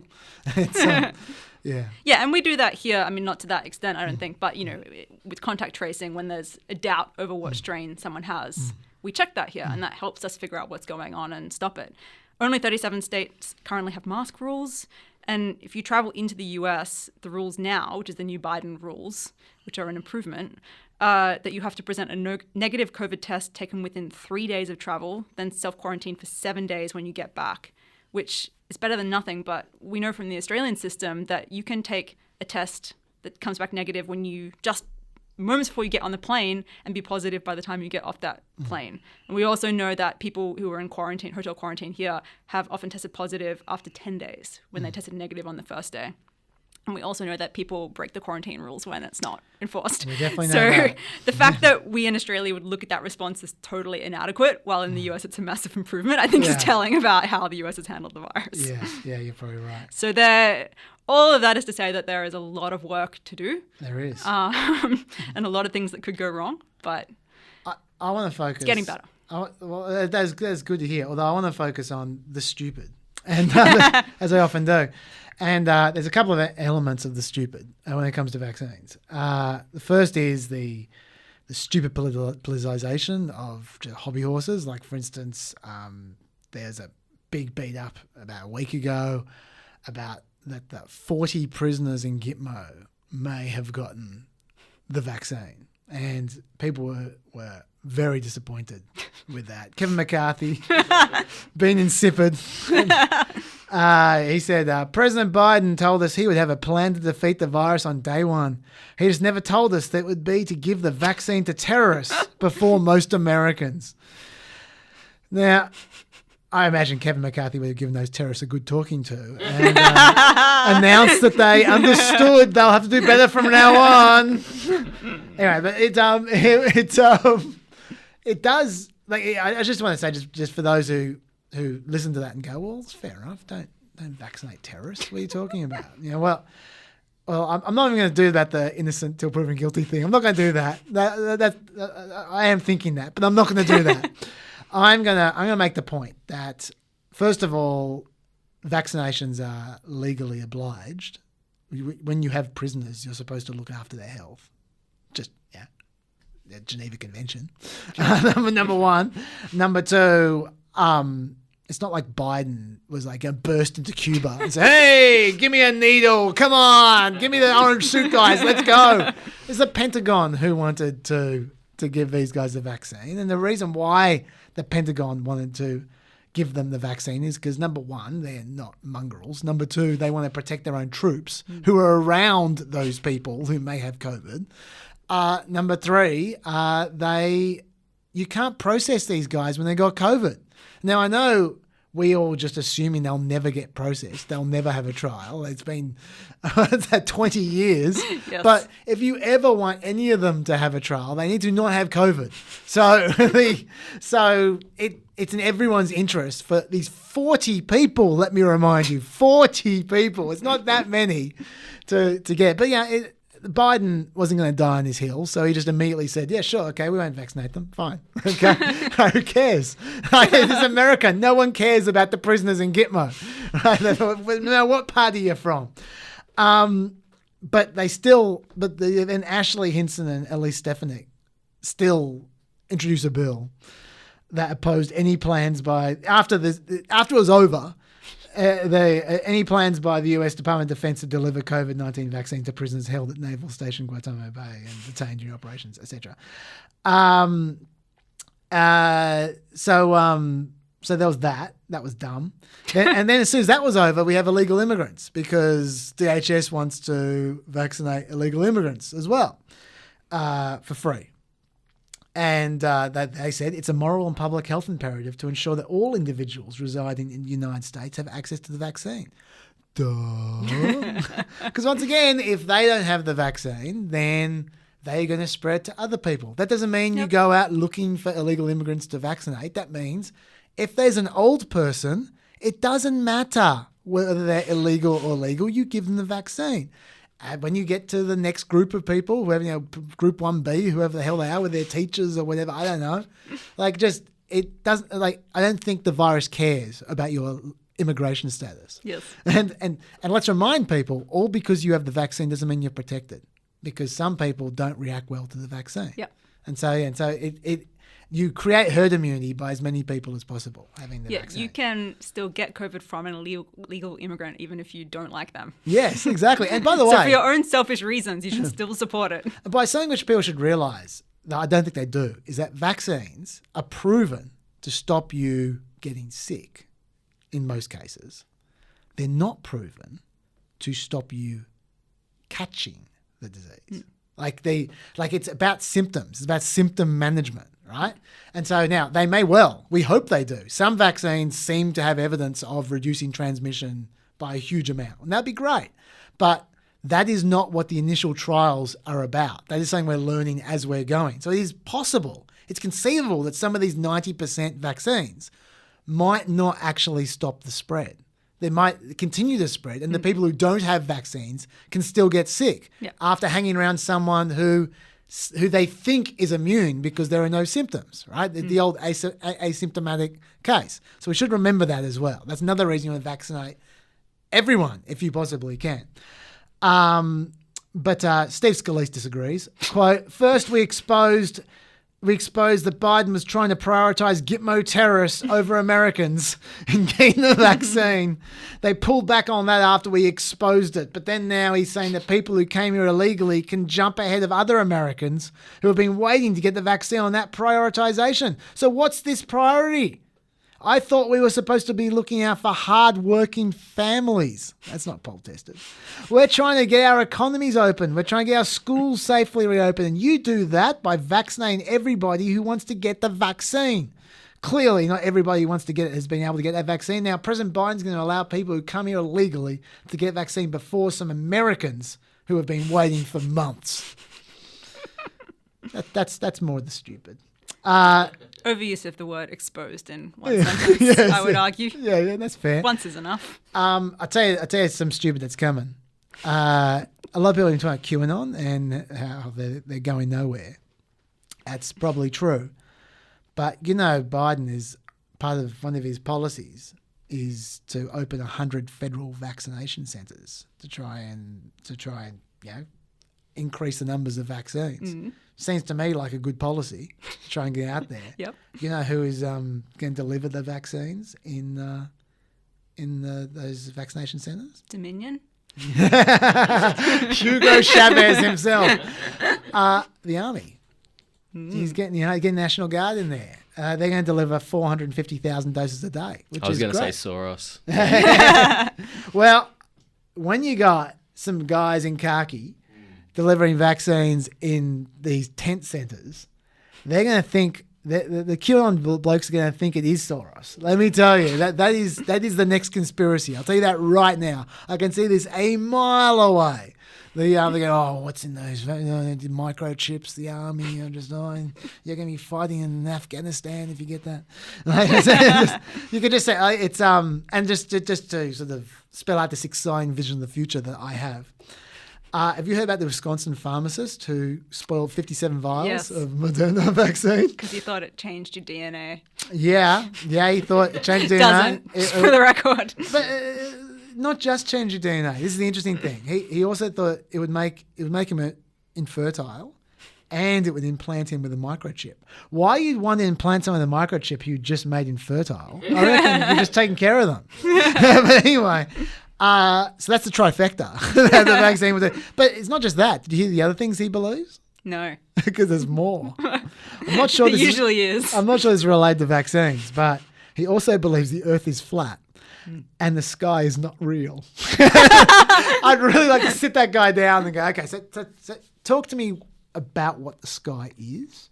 You watch like the Truman Show, maybe. Maybe. Like, if I just row far enough, I'll hit the wall. Maybe. And at this point in time, let me just remind you, this person was a pharmacist. I was just about to say. Let's talk about pharmacy exams for a second, shall we?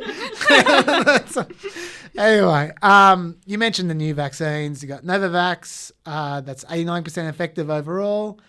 85.6% effective against the UK strand. 49.4% effective against the South African strand. Yeah. This is a theme that's forming, by the way. It only requires refrigeration for storage, not absolute zero like some of the other ones do. Yep. You don't need to go to Mars to store the vaccine like you do with Pfizer. Johnson & Johnson, 72% effective in US, so 57% effective in South Africa. But it requires only one shot. Also only requires a fridge. That's good. $10 a dose, which is half the cost of the other ones. And they say they're going to produce 1 billion of them this year. So Africa, let me introduce the Johnson & Johnson vaccine to you because it's cheap. There's going to be a lot of it. And it's nice because, I'm sure you've read the same stories I have about how it's the first world that's monopolizing all the vaccines. Well, Johnson & Johnson. There we go. So that's nice. I'll tell you something which you don't hear much about. Sputnik 5, the Russian vaccine. Would you care to guess what the effectiveness of the Sputnik 5 vaccine is? Came out. Claimed effectiveness. Yeah, these are the trials. I don't know if they're true or not. This is these are the vaccines that came out months ago in Russia, and the way they came out was they didn't have phase 3 trials. After phase 2 trials, when they said it was safe, they go right, okay. Phase 3 trials is Russia. Get that in your arm, guys. What do you reckon the effectiveness is according to? According to Russia. According to the. Well, let's be fair. According to the scientists in Russia. The ones that haven't been assassinated. Yeah, those ones. I'm going to say 98%. No, it's not quite Saddam Hussein levels. 91%. So I don't know if it's true or not, but if it is true, I apologise to Sputnik 5 because I said horrible things about them on this very podcast. I mean, it does, to be fair, there's a decent chance it does work because, the vaccines, some of them are based on new technology and some of them are based on pretty well-established understandings of how vaccines work. So, in terms of it being the fastest, it makes sense that we'd be able to make vaccines faster now than we could 50 years ago because we've learned a lot more about how to make good vaccines. Absolutely. Yeah, absolutely. And you'd mentioned this before, but I mentioned on the show as well, but I just can't emphasize this enough that with all these vaccines, the South African variant and the Brazilian variant are really getting close to 50% or lower.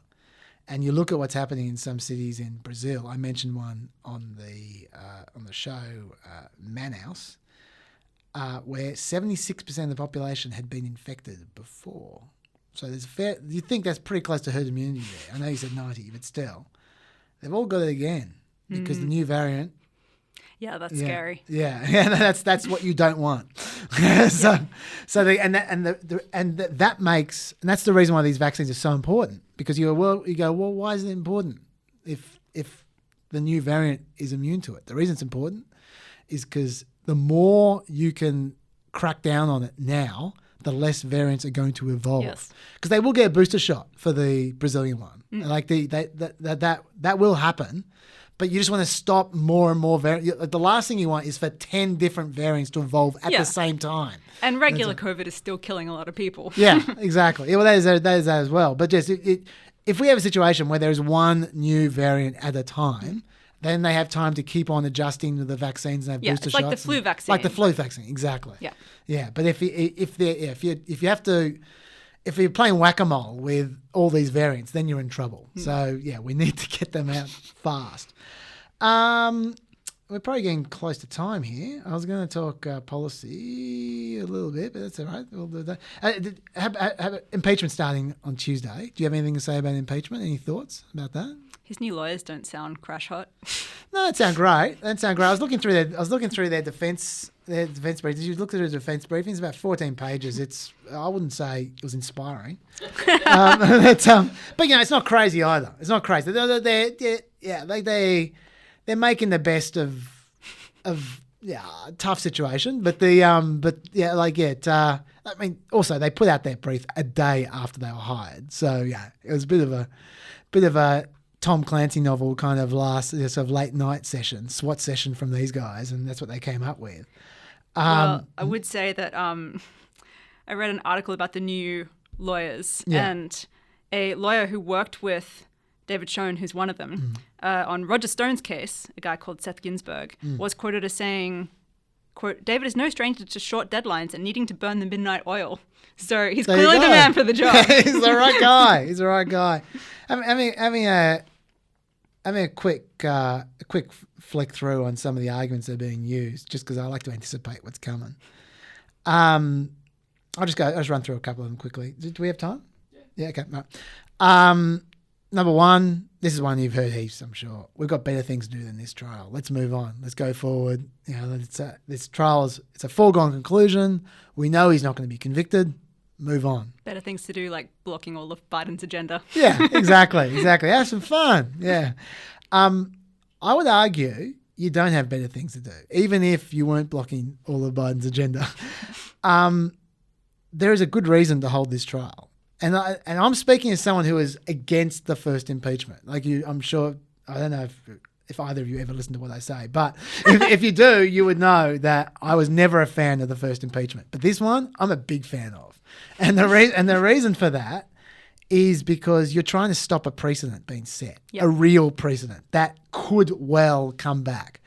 And a lot of people say, well, it didn't work. It was a joke. The Stop the Steal thing just collapsed in a heap. It didn't get anywhere. But can you imagine what would have happened if the Georgian Secretary of State wasn't really, really honest and really brave, for that matter, and copped a lot of shit and death threats and all the rest of it? And or Aaron Van Langeveld on the board of state canvassers for Michigan, who was just a shit kicker, who the entire country was jumping on for one day exactly. Was he going to certify the electors in Michigan or not? Now, if he hadn't been the other guy, there were two Republicans. The other guy did not. If Aaron Van Langeveld had any sense of self-preservation, he would have joined that guy. And then I don't know what would have happened, because that was the first domino to drop, Michigan. Right? If that hadn't dropped, it could have been a completely different story. And, you say, now next time, it might not happen like that. And I'll tell you why. Because they've already replaced Aaron Van Langeveld. He does not exist anymore, at least not in that position. They've now got a stooge. So the next time that happens, it's going to be different. Yeah. I promise you the next Georgian Secretary of State, if they're a Republican, are not going to be like Raffensperger. Like, they're going to make sure the next guy that runs is going to be a stooge. Yes. So take two could be very, very different, especially if the vote is closer. Remember, this is pretty comfortable in the end. Yes. If it's really close, it might. So the only thing that's going to stop this bullshit happening again is if there's a precedent. If you do this, we are going to stomp the fuck out of you. That's the only thing that's going to stop. So as far as I'm concerned, I want to see. This is not because it's not anti-Trump stuff from me. This is not, I hate Trump, Trump derangement, just get Trump. No, I just want the person who introduces this wild card to be ruined, to make sure that the next person does not introduce this wild card. And there's another important precedent as well, which is you don't want to say that Republicans are arguing that you can't impeach Trump because he's gone. If you decide that is the rule, then there's no enforcement in the last days of a president in office. The last month. So the precedent that you're setting, I mean, if it's a month out, you can impeach him within the month, but you can't try him in a month. Yeah. If it's a real trial. Yeah. And it's like the precedent that they are proposing to set is that in the last month of office, a president can do anything he wants, and the legislator can't do shit about it. And that's a terrible precedent for Republicans as well. Yeah, absolutely. And anything he wants can include things to thwart the election that was just held, to therefore guarantee that you do not get voted out. But also just all kinds of stuff that, we can't even imagine, but things that could hurt a lot of people, ordinary people even. So it's an insane thing. And, people talk about the precedent setting by stripping Marjorie Taylor Greene of a committee assignment. I mean, this is another thing that can go both ways. If a Democrat is in their last days in office, they could do some crazy shit that Republicans won't be able to do anything about. Absolutely. And by the way, when I say ruin him, I don't mean, I'm not talking about hardball kind of stuff. What I'm saying is they shouldn't, in my view, they shouldn't be holding the impeachment trial in the Senate. They should be holding it in a committee where they can spend 6 months on this thing. Like I'm scared stiff they're going to do a 3-day job. And they're just going to go, hey, how about that speech he gave? Oh, let's watch that speech again. That was a bad speech. Let's vote. Oh, we lost. Okay, let's move on. No. I want to see a committee where they can spend 6 months subpoenaing every witness, including Trump. I want to see every single person go all the way to the Supreme Court to make sure that they follow subpoenas. And I want them on the record. And I just want them to go through every single bit of evidence. There's no rush. You're not going to get a conviction, guys. A spoiler. You can still do your business if it's in the committee. If it's in the committee, that the witnesses go through the committee, and then after the committee's finished getting every single statement, going through all the subpoenas, then they have the trial in 9 months' time. They can have their 3-day trial then, looking at all the evidence that they've then got. That's what I want to see. I want to see them go all the way. And they're not going to, but to me, that is the only way to guarantee that this is not going to happen again. Yes. But unfortunately, they're not going to do that. Not going to happen. Another argument they use in their defense brief is that Trump was expressing a view about a legitimate process. I'll give you the quote. For instance, about Congress's duty was not just to certify the presidential election. Its duty was to first determine whether certification of the presidential election vote was warranted and permissible under its rules. And they're saying that Trump was helping out in that process. Congress doesn't certify elections at all. Its duty on January 6th was to count the ballots. That's it. They're wrong. There was no legitimate process happening there. All those protests that they were doing was all bullshit. And they know that. Josh Hawley knows that better than anyone. So that to me is a dubious argument. They do briefly a half-assed version of Stop the Steal, but not a real version. They say insufficient evidence exists upon which a reasonable jurist could conclude that the 45th president's statements about the election results were accurate or not, and he therefore denies they were false. So they're saying you can't prove that he's wrong, and he believes it. So cool. I don't think that's the argument that Trump wants them to run. But that's as close as they're going to go. They go, you can't prove that he's full of shit. Actually, you can. But that's all right. The Bill of Attainder, this is a weird one. They talk about this a bit. So I'll explain this very briefly because people will be confused. They say it's unconstitutional, this entire trial, because it's a Bill of Attainder. A Bill of Attainder is a law that targets a specific person. Okay, so you can say no one's allowed to murder, or no one who's 21 is allowed to murder, but you can't say John Smith is not allowed to murder, right? And everyone else can. You can't target one particular person, right? And they're saying that that's what this is.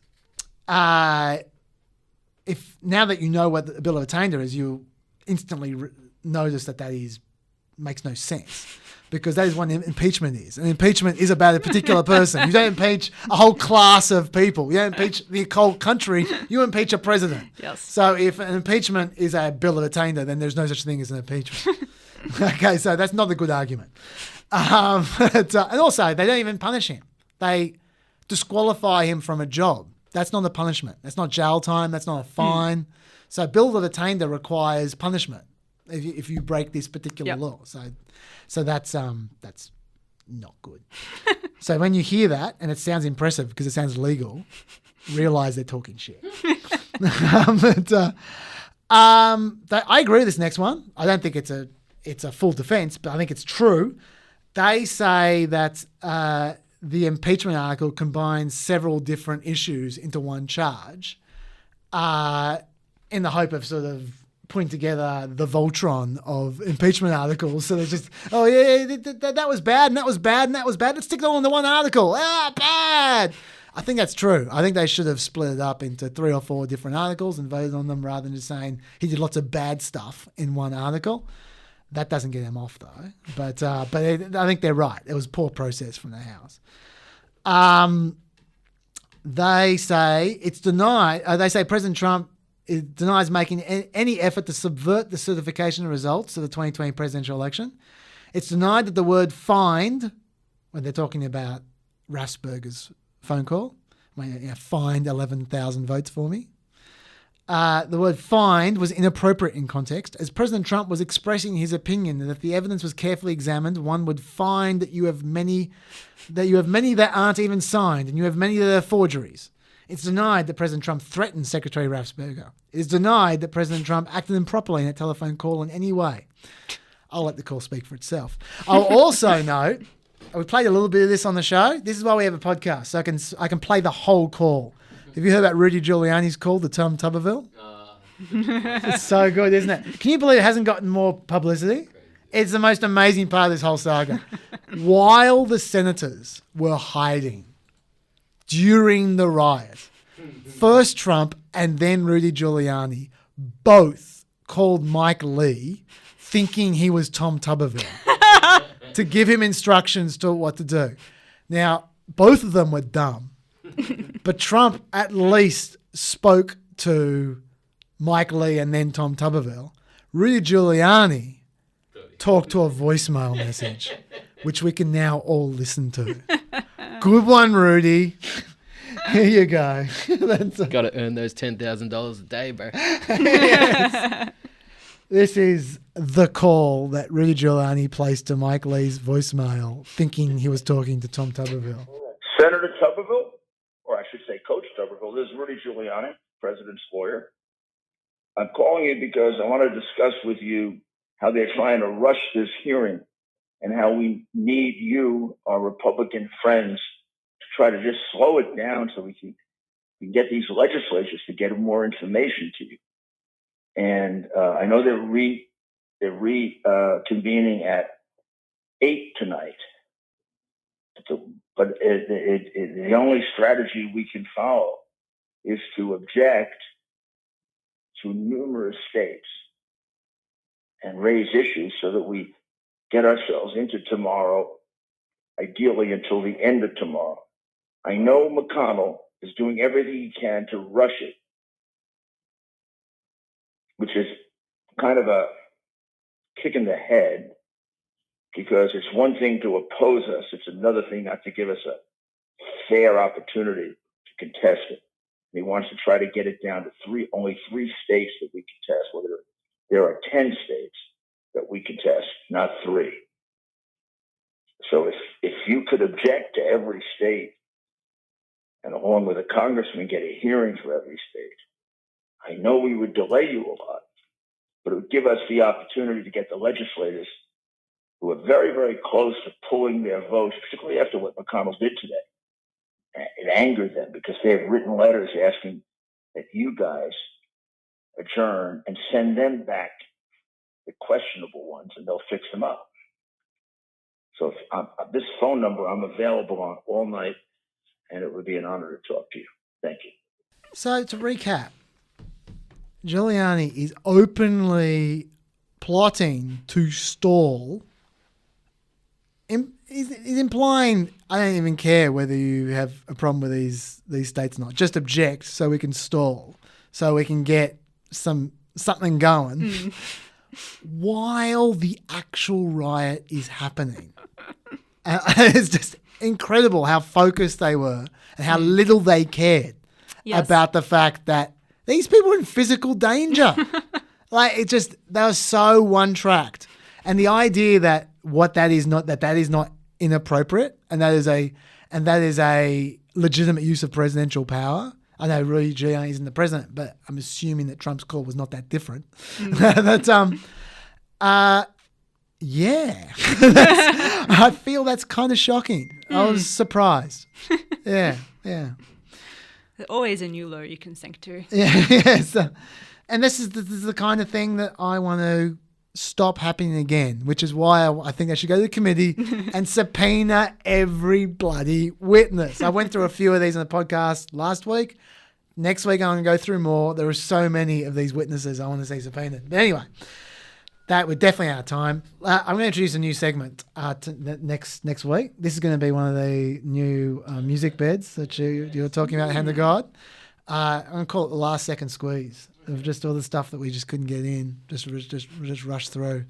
Melina, do you have any last second squeezes? My favourite story of the week. Yeah, what's that? Just that Texas officials accidentally sent an emergency alert to its citizens to their mobile phones, asking them to help them find Chucky from the film Child's Play, who was a suspect in a kidnapping, allegedly. Are they talking about in the film or in real life? This is a real-life alert. Yeah, real-life alert, but was the kidnapping in the film or was it?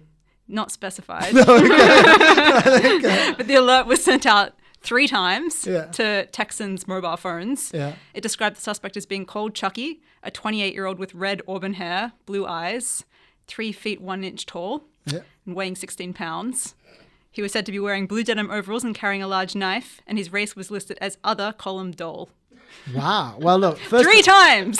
First of all, I would commend their powers of observation, but I would also question exactly when they weighed Chucky. I don't remember that being in the movie. That's what I'd like to know. That was in the director's cut. Yeah, sure. That probably deserves to be on the catering floor. My last second squeeze is Kevin Kleinsmith. Is that a name that you recall? I don't think many people will. Kevin Kleinsmith, he was the guy.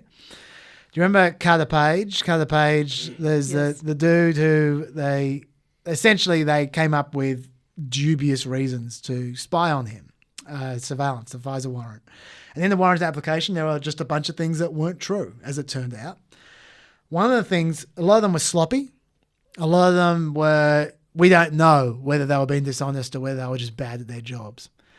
One of them was fraud, which was one of them, they asked the CIA about whether he was an informant for the CIA, and the CIA said yes, and they wrote no. He was not an informant. That's a problem. Yep. The guy who did that was Kevin Kleinsmith. Kevin Kleinsmith was just sentenced. How much do you think you get for, as an intelligence operative, lying to a judge about surveillance that turns out to be illegal? I'll tell you the answer. 12 months probation and 400 hours community service. Yeah, but when he got sentenced, he just said no. That's right. Actually, yeah, it turns out he actually got sentenced to 20 years jail. But then he wrote an email saying, no, actually I only got 400 hours community service and 12 months probation. Kevin Kleinsmith. See, that is a problem as far as I'm concerned. They like if you get caught in that kind of circumstance, man, throw the book. When he should be in jail, and he should be in jail, and they should have lots of subpoenas at the at the impeachment trial. They're my 2 messages. They're my 2 takeaways. My 2 legal takeaways for this podcast. I hope you enjoyed my point of view. Thank you for coming to my TED Talk, Melina. Thank you very much. Oh, sorry. What do we call you? Your honorary doctorate, Melina? I've forgotten. Something that's probably illegal to claim. Thank you very much, Melina, for dropping by. And thank you all for dropping by. And Dr. Dave will be back next week when we're finally going to get into policy. We got to talk about the COVID bill. We got to talk about executive actions. At some point in time, I'm going to go through every one of those executive actions. I believe you. I promise I'll make it quick. See you guys.